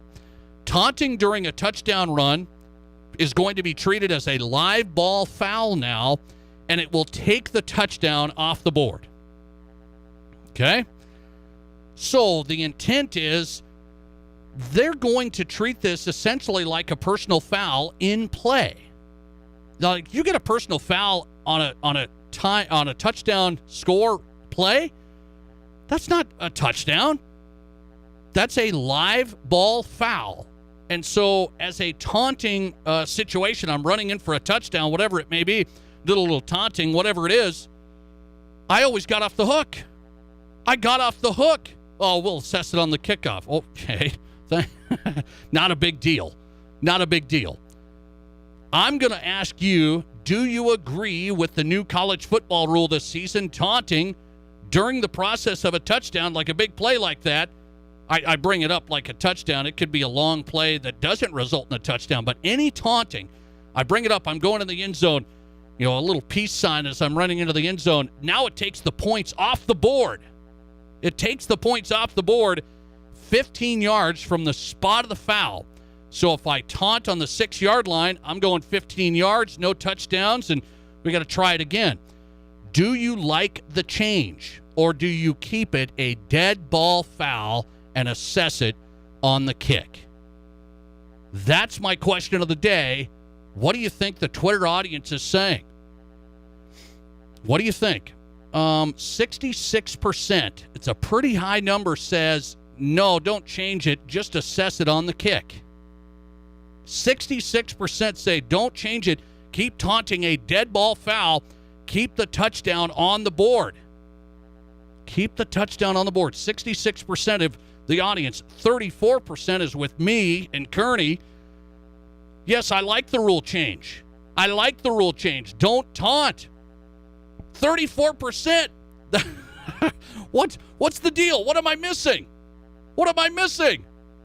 I mean, everybody gets so wound up about everybody being bad sports and taunting and doing dances and the whole deal. That's what I hear. Everybody gets wound up. Hey, you got to be a sportsmanship and you got to be respectful, and I don't like all the dancing and all that stuff. Yet we're college football is going to say, hey, we don't want taunting. So taunting and unsportsmanlike conduct as you go in and score, that's going to take the points off the board. I'm with it. I like it. Let's see. Listener text. The college game's taking forever anyway, lasts close to 4 hours. More of these dumb rule penalties is just adding to it. Yeah, but they're going to, you got to call it. You've got to call it. I don't want to have a player going in for a touchdown doing the taunting and still getting the touchdown, because it does nothing as far as a punishment. I mean, we act like that penalty assessed on the kick is a big thing. It does nothing. So I'm saying let's curb it. And if you say, well, it's not going to work. When they started calling targeting, I just looked at these numbers because I wanted to make sure. Targeting has gone down big time. When they started calling targeting in college football, the targeting now over the last couple of years has gone down. There was a ton of targeting before. Now they started calling it and enforcing it, and targeting penalties have gone down in a big way in college football the last 2 years. That's this type of play, in my opinion. But I don't know what I'm missing. Maybe I'm just crusty. Maybe I'm crusty, but I say taunting during the process of scoring a touchdown, new college football rule that's going to take that touchdown off the board. Do you like the change? Yes or no? Take the points off the board. Yes, don't taunt. 34%. No, keep it the way it is. Assess on the kick. 66%. Come on. Me and Kearney must be having a bad day. We're just we're just crusty. We're rule followers. I don't want to have a taunting. I want to hold him his feet to the fire a little bit on that. Thanks for calling. You're live today, and you go ahead. They're always concerned about injuries on kickoffs anyway, so that's an easy out. Yeah, not bad. So that could be one option to get out of that, but I agree. The taunting is kind of, it's ridiculous, and you're teaching kids to be obnoxious little jerks. Basically, right? Yep, and you see it on the midget football field in Texas and stuff like that. With the parents are obnoxious, the kids are obnoxious. It's gotten out of control. So okay. I agree with it. They should take away the touchdown. Okay, I'm with you. Thank you for that. I appreciate that. That's I believe that's okay. I'm surprised it's that lopsided. I just am. Whether if you're calling taunting, make it an enforced penalty. Because putting it on the kicks is nothing. And the kids don't care. The team doesn't care. They really don't. You start taking points. Here's my point. You start taking touchdowns off the board with the taunt, now that's going to get the head coach's attention. What do you think the head coach is going to do then to that player? They're going to have a little come to Jesus meeting. You ever heard of those? We've all had them. It's a beautiful thing. And so I'm here to tell you, if you want to cut down on some of that garbage, and some people say, sometimes it's just fun. I get it. Emotions and fun and, the horns down and, okay, I get it. I'm just trying to, clean it up a little bit and enforce the penalty. Because I can get a personal foul during that play. The touchdown doesn't count. I can get a personal foul during the play. The touchdown doesn't count. But I can taunt the heck out of somebody going into the end zone. And the old rules was it still didn't matter. The new rule this year is it will matter. So wait for that one. Somebody's going to taunt. They're going to get popped. The touchdown's coming off the board, and Nick Saban's going to lose his mind. Okay? And I'm with it. I like it. 34% of you. You're in the good group. Listener text coming in. Nate, you're get off my lawn. Act like you've been there.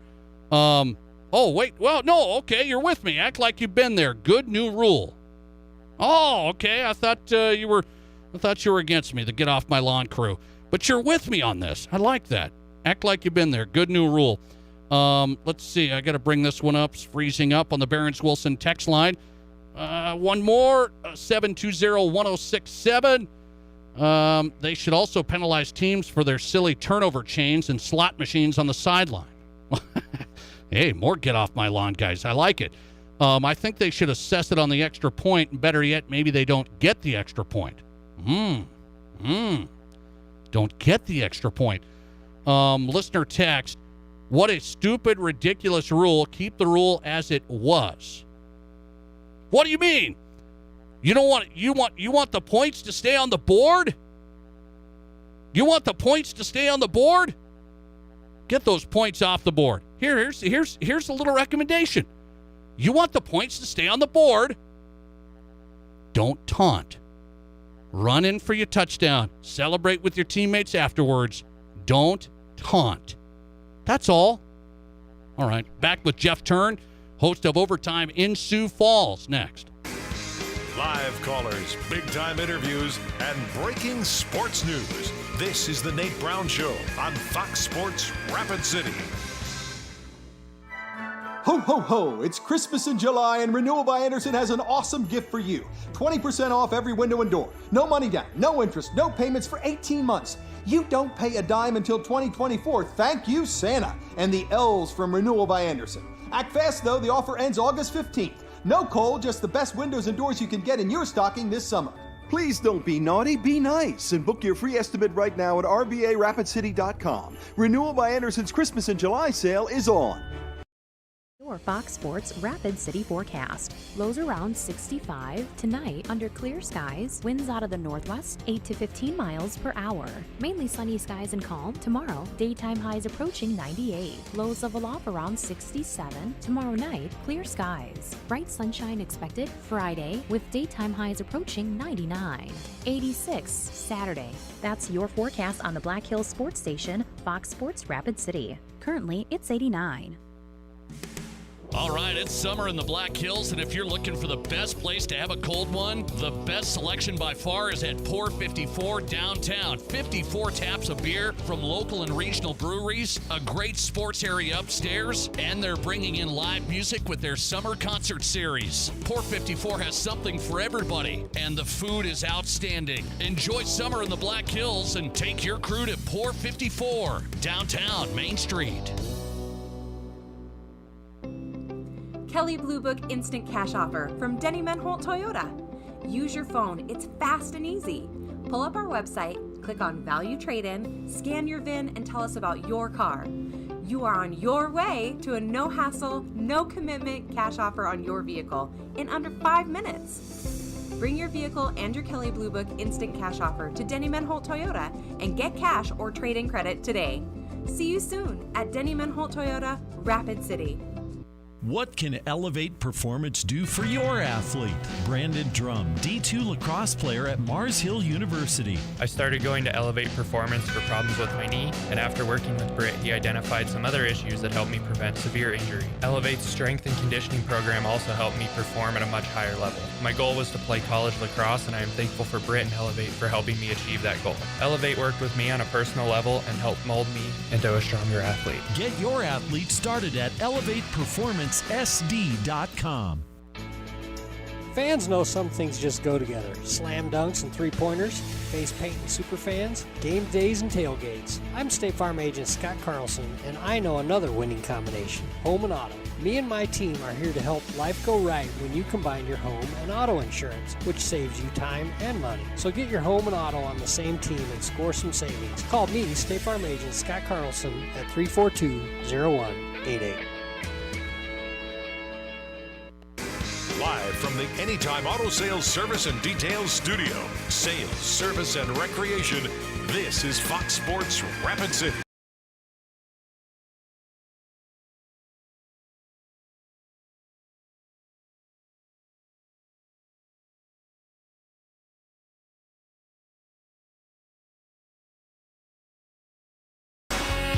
Welcome back in the Drive at 5 on the Nate Brown Show, Fox Sports Rapid City. The Drive at 5 brought to you by Summit Automotive Group. For your next pre-owned vehicle, take a look, summitautogrp.com. It's been kind of hard to find the right vehicle these days. Stacy and Matt have found them. Cars, SUVs, trucks. Selection starts there. Stop before you buy. Stop at summitautogrp.com right there on your phone.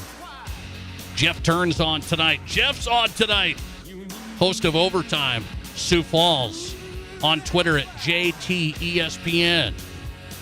Oh, I got a lot of questions for Jeff, and I have a feeling which way he's going to go here. You never know. He's not a calculated guy, okay? He just throws it out there. So I said, I got a lot of questions for Jeff.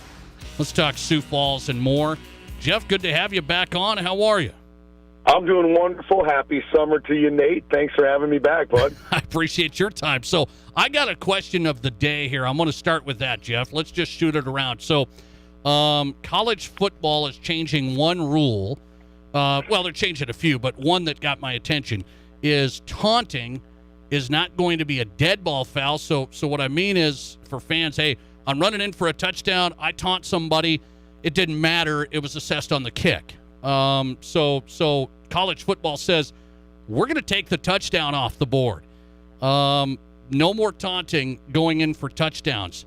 And you say what about that new rule?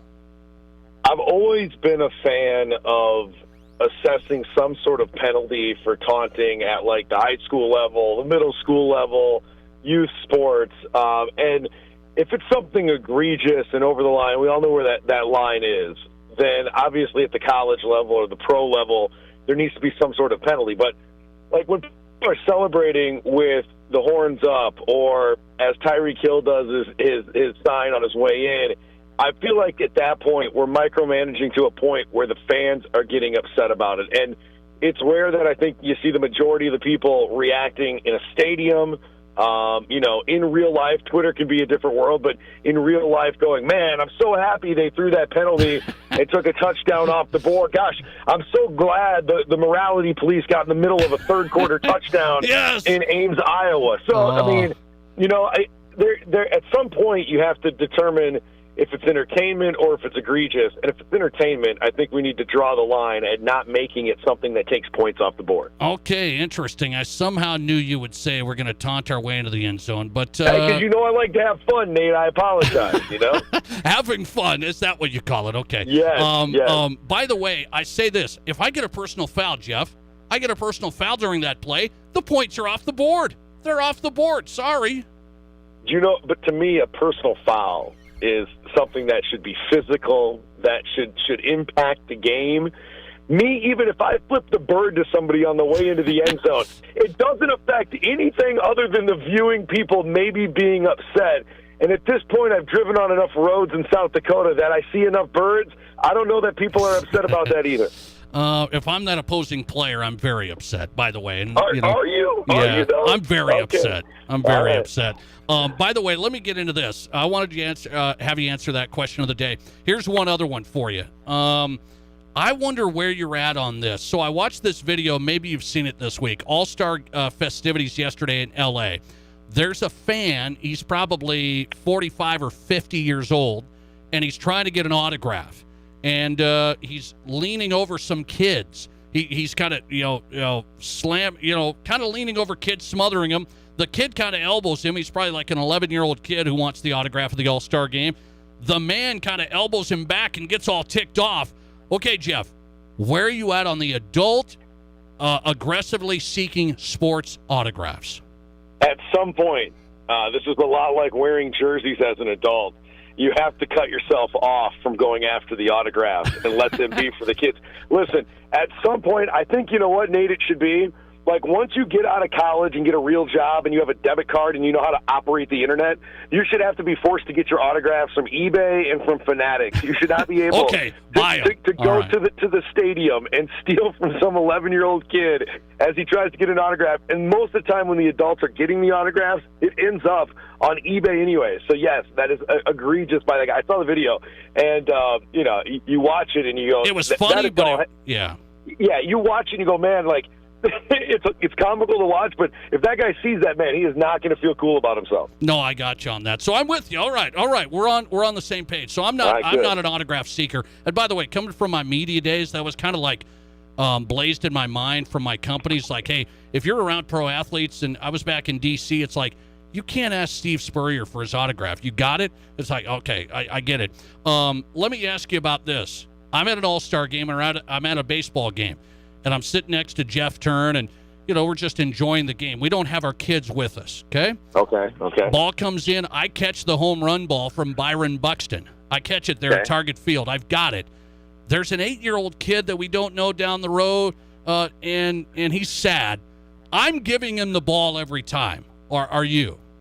Every time. Okay, so it would probably depend. And this is all based on if my kids gave a crap about the home run ball that was hit to me. Because I would first be like, listen, I got kids at home. I'm going to give it to them.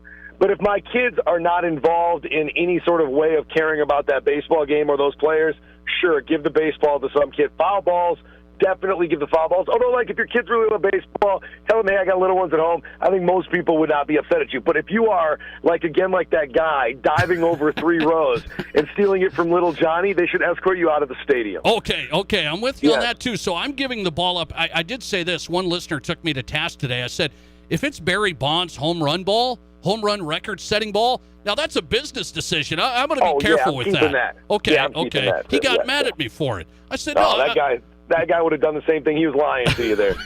So I'm keeping Bonds' ball, but Buxton ball, regular home run ball, I'm giving that up to the kid. You have a nice heart, Nate, man. That is for sure. Mine a little bit colder than yours, okay? I'm just a nice guy. I don't know. I just don't need that ball. By the way, baseball out here. So I just want your read on this. This is the Sioux Falls thing. Little League Baseball state tournament is in Rapid City Friday. Okay. And here comes the Sioux Falls Super Team. The Sioux Falls Super Team.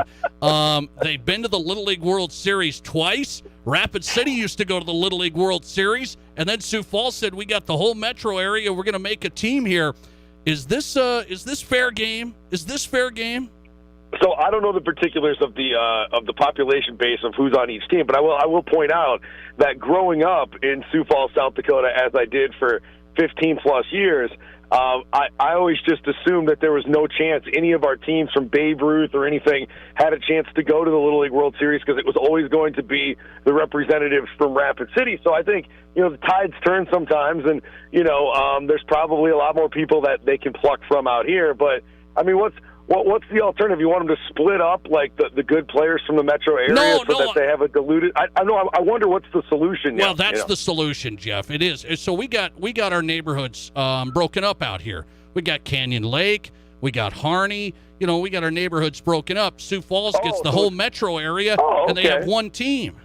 Okay. Well, just once again showing why you should move out to Sioux Falls, Nate. Yeah.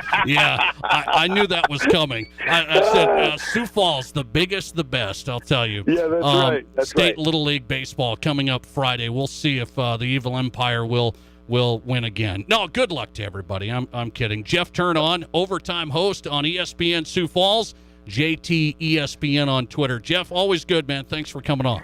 Hey, man, I got one thing to sneak in real quick. I got a hot take in football, and it involves the Denver Broncos. I got them finishing in the same spot that they did last year, and that is at the end of the division. I'm pointing to the fact that Russell Wilson's not going to be the savior, and I like the Raiders to win that division there, Nate. Oh, my goodness. Okay, so this is interesting. I don't know if you've heard my bet. So I've got a bet with the listening audience. I've got 35 VIPs, and if the Broncos finish last, I'm hosting a 35-person VIP party at our great sponsor downtown. Pizza, beer, the whole thing. If the Broncos finish last. I might make the trip for that. I might make the trip for that so I can celebrate my prediction along with all of your listeners when they finish in last place. We might have to do a weekly update just to see how that record's going, okay? I like that, man. You be well until we talk again, man. But as always, you're the best. Thanks, man. Appreciate the time. Jeff Turn on tonight. That's interesting. I didn't know that. I didn't know a bold take. Was he just trying to hit me on that? Was he just trying to jab me on that? He's got the Broncos finishing last. I had a listener, I think, this was months ago. He said, Nate, the Broncos are going to finish last. And so I threw out this bet for all of you guys. I said, I'll host a party, just like back in the school days. I'll host a pizza party at Port 54. Pizza, beer, we'll have it all for 35 VIP listeners if the Broncos finish last. That's not happening. Jeff Turn, overtime host. I think he's trying to get that thing started a little bit. We shall see. It'll be here soon enough, Jeff. The season will be here soon enough. Back with more on the Nate Brown Show. Interesting stuff, by the way. Interesting stuff. I agreed with him on a couple. And by the way, what should I bet Jeff now, Matt Kearney? We should think about this. So I got the listener bet. So I'm going to have to host a party for everybody down at Port 54 if the Broncos finish last. What should I bet Jeff? I mean, I'm going to bet him. I'm going to throw this out here. We interact on Twitter a lot from Sioux Falls there, Jeff Turn. So he thinks the Broncos are going to finish last. What are you going to do, Jeff, when they don't? What's the bet?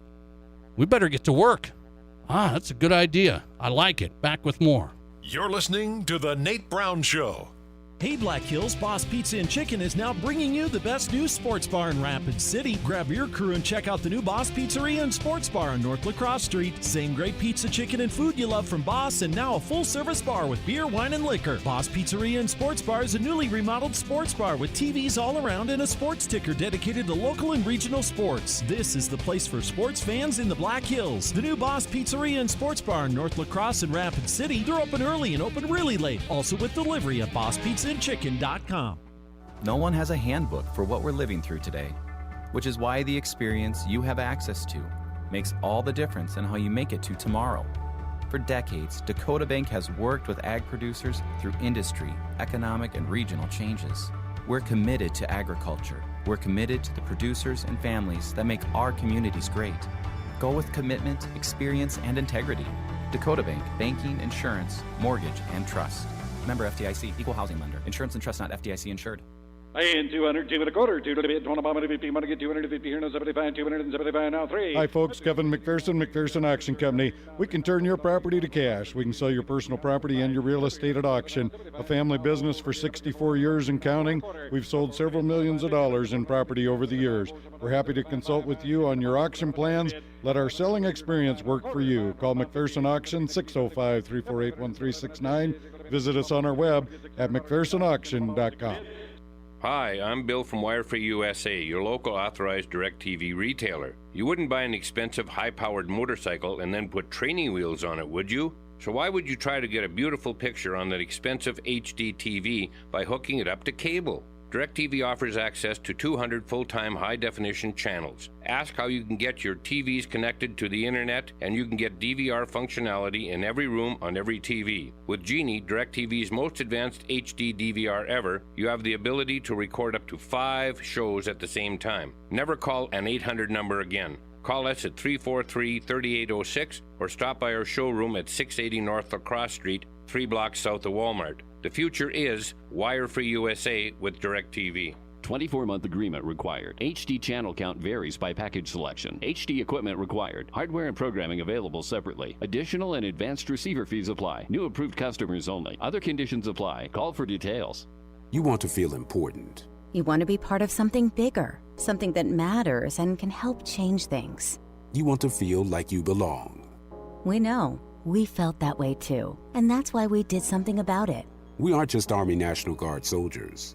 We are normal people just like you. But our part-time service in the Army National Guard means we get to be more. When our communities are in need, we get the chance to stand up and do something about it. We get to serve in our own region and help the people we call neighbors. From the lakeshores of Ohio, Michigan, Wisconsin, and Minnesota, the fertile fields of Indiana, Illinois, and Iowa, to the wide open plains of North and South Dakota. We are here for our hometowns. And together, we can make a difference. Take on your legacy. Visit NationalGuard.com to find out more.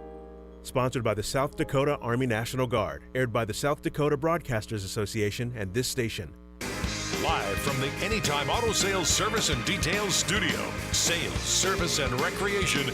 This is Fox Sports Rapid City.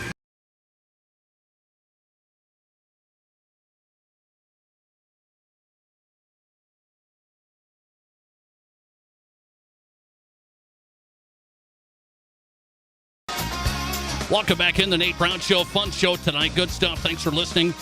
Fox Sports Rapid City, 106.7 FM, 1150 AM. Stream us there, foxsportsrapidcity.com. If you can't catch all of the show live every day, the Nate Brown Show podcast is available for you. Listen when you can. Download the podcast where you download podcasts. We're out there on Spotify, Apple, Amazon, Audible.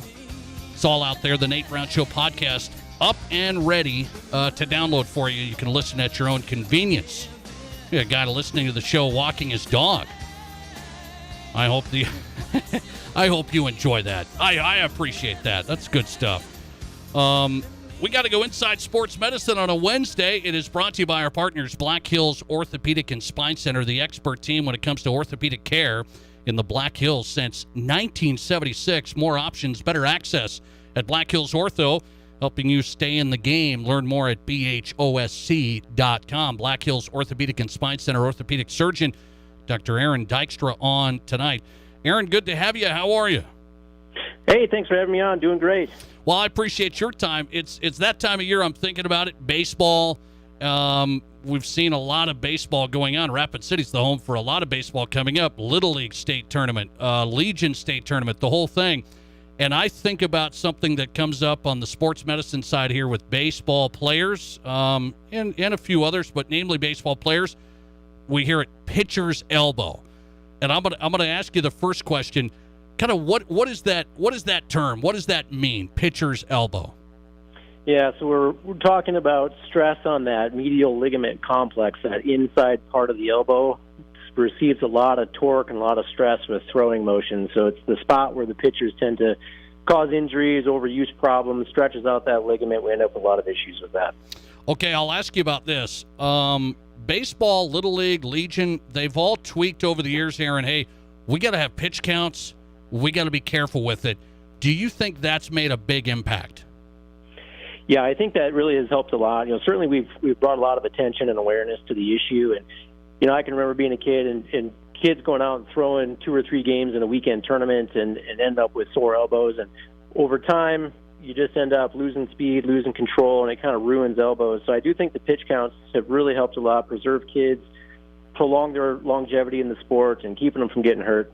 Dr. Aaron Dykstra, orthopedic surgeon for Black Hills Orthopedic and Spine Center. Some people say, hey, my son pitches, and we're not sure if it's too much. Maybe we're pitching, we're practicing, it's sore. when do we know when sore goes to a problem? Yeah, I mean, I think it's that improvement phase. If you give it a day of rest and it feels better, that's probably a reasonable soreness to have. It's just a little bit of overuse. But if it's that continual day-to-day, I throw a couple times, it hurts again, and it's everyday reoccurrence, got to really be careful with that. That's telling you that the body's being overstressed. We're not able to catch up with the day-to-day repairs. That's the time you got to back off and you got to rest. There's really not much to do except rest it and let it heal. When it comes to younger people, are you still seeing these cases and treating these injuries? Yeah, we see a couple of kids this summer at least. We start to see it more even in the off season. Kids are doing a lot more pitching camps, a lot of coaching going on in the off seasons, and it's where you kind of lose track of the pitch counts. We're really focused on that during the season. It's the winter time too. You got to pay attention to those things. Really make sure you're not overdoing it, and just making sure we're keeping kids healthy. Dr. Aaron Dykstra, orthopedic surgeon, Black Hills Orthopedic and Spine Center, Inside Sports Medicine. I ask about this. I think, okay, if we have a surgery like this, how does this player come back after it typically? Yeah, we're talking, at earliest 6 months, but it's really a 9 to 12 month recovery process. It's reconstructing that ligament on the inside, and once it's been stretched out to that point that it's incompetent, the only way to do that is to use a graft, and you got to steal that from either somewhere else on the body or from a cadaver. And that process of healing that and reincorporating that into the patient's body just takes time. Any stress before it's ready is just going to make it fall apart. I'll tell you a brief story. I saw a kid this year, a college kid, had it fixed about a year ago.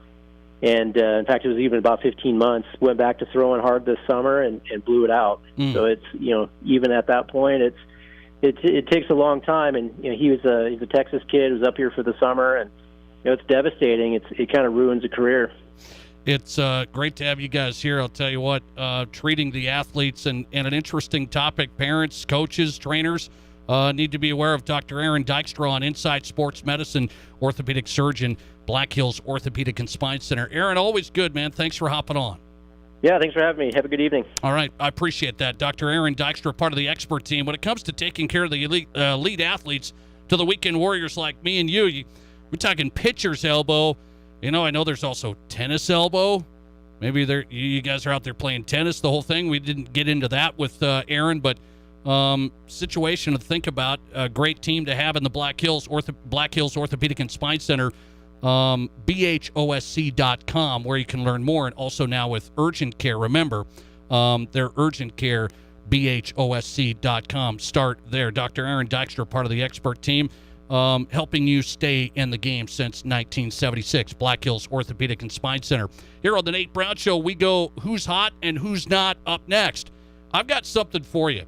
How much does it cost to go to a Major League Baseball game? Family of four. How much does it cost these days to go to a Major League Baseball game? The numbers are out. Are you buying these numbers? I've got numbers. I've got how much it costs to go to a Twins game, how much it costs to go to a Cubs game, how much it costs to go to a Yankees game. Are you buying these numbers? That is on the way. And also, who's the number one recruited basketball player in South Dakota right now? Maybe a kid you don't quite know coming up. This is the Nate Brown Show. Rapid City in the Black Hills, if you're shopping for a new vehicle, before you buy, stop by Gateway, one of our two locations, 123 Omaha or 410 North Campbell. We specialize in credit rebuilder programs. We specialize in finding you the rarest cars in the market. We specialize in the funnest car buying experience. If you have good credit, bad credit, no problem. We specialize in people. Gateway Autoplex with one of the largest inventories in the Black Hills. I'm Scott Hanna. And I'm Adam Ray. And nobody beats a Gateway deal. Here's your Fox Sports Rapid City forecast. Lows around 65 tonight under clear skies. Winds out of the northwest 8 to 15 miles per hour. Mainly sunny skies and calm. Tomorrow, daytime highs approaching 98. Lows level off around 67. Tomorrow night, clear skies. Bright sunshine expected Friday with daytime highs approaching 99. 86 Saturday. That's your forecast on the Black Hills Sports Station, Fox Sports Rapid City. Currently, it's 89. Hey families, Rapid City Pizza Ranch South on East Stoomer Road is now expanding their Fun Zone Arcade by 3,000 square feet. Yes, they already have the best buffet in town at the Pizza Ranch, and now a bigger Fun Zone Arcade with more party rooms. Come for the buffet at Pizza Ranch South and stay for the fun. And this is the place for birthday parties and celebrations. The grand opening of the new, bigger Fun Zone Arcade at Rapid City Pizza Ranch South is July 29th. If you're in the market for a vehicle right now, you probably have noticed it's sometimes hard to find the right one. That's where Summit Automotive Group steps in. Stacy and Matt and their staff working hard to get a great selection of pre-owned vehicles at affordable prices. At Summit Automotive, they have a different outlook on selling you a vehicle. You'll experience stress-free shopping, friendly, honest service with no high-pressure sales gimmicks. Before you buy, drop by East Highway 44, SummitAutoGRP.com. Live from the Anytime Auto Sales Service and Details Studio. Sales, service, and recreation. This is Fox Sports Rapid City.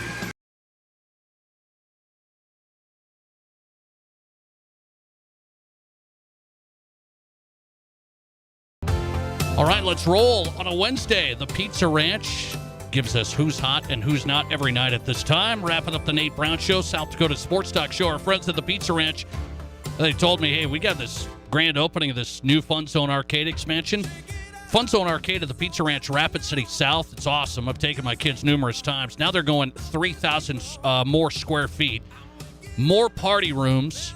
So it's the place to go for graduations, birthdays, celebrations. Bring the friends, bring your friends, bring your family. The Pizza Ranch, Rapid City South, July 29th, grand opening of the new Fun Zone Arcade expansion, 3,000 square feet. Come for the buffet, best buffet in town. Stay for the fun at the Fun Zone Arcade. Grand opening July 29th, Rapid City Pizza Ranch South. Kids night tonight. Remember the Pizza Ranch buffet, one child 12 and under eats free for every regular priced adult. Tonight, open until 8 in the buffet at the Pizza Ranch tonight. My Who's Hot category, I'm going to throw out a guy that you may have heard about, but some of you I don't think probably have. South Dakota High School basketball. This guy is now setting the recruiting world on fire. So the number one recruit in South Dakota high school basketball right now is a kid named J.T. Rock. How about that name? J.T. Rock. You probably haven't seen him much. He's going to be a junior. Sioux Falls, Lincoln. He's 7 feet tall, can shoot threes, can block shots, obviously, slam the basketball, handle the basketball. 16 years old, and they say he's probably still growing. J.T. Rock, Sioux Falls, Lincoln, is the number one recruit now. The offers that have come in as of today: Wisconsin, Purdue, Creighton, Iowa, Iowa State, Nebraska, South Dakota State, and more after that. But there's the big hitters: the Purdues, the Wisconsins, the Creightons, Iowa, Big Ten, Iowa State, Nebraska.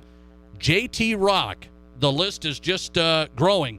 7-foot junior, Sioux Falls, Lincoln, the number one recruit in South Dakota high school basketball as of today, securing 9 offers. In our Pizza Ranch Who's Not category, I'm going to go with this little calculation. So Sports Business did a calculation. How much does it cost for a family of 4 to go to a Major League Baseball game this season? I'm not buying this. I am not buying this.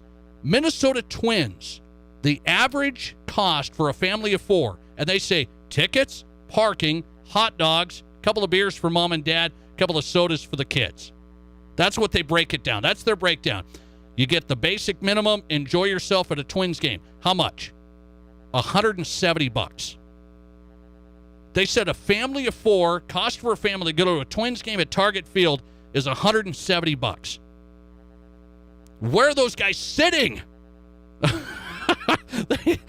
They say the average ticket price is $32.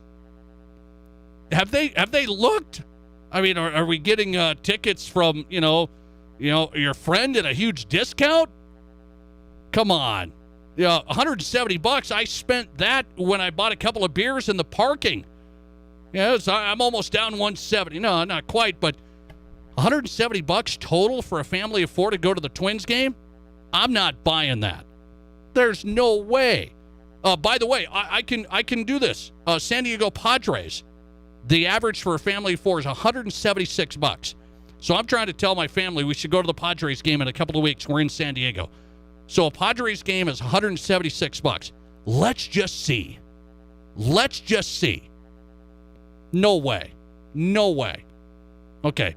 Most expensive in Major League Baseball for a family of four, Boston Red Sox, $324 for a family of four. Chicago Cubs, $312. New York Yankees, $302. So I can go watch the Twins for $170.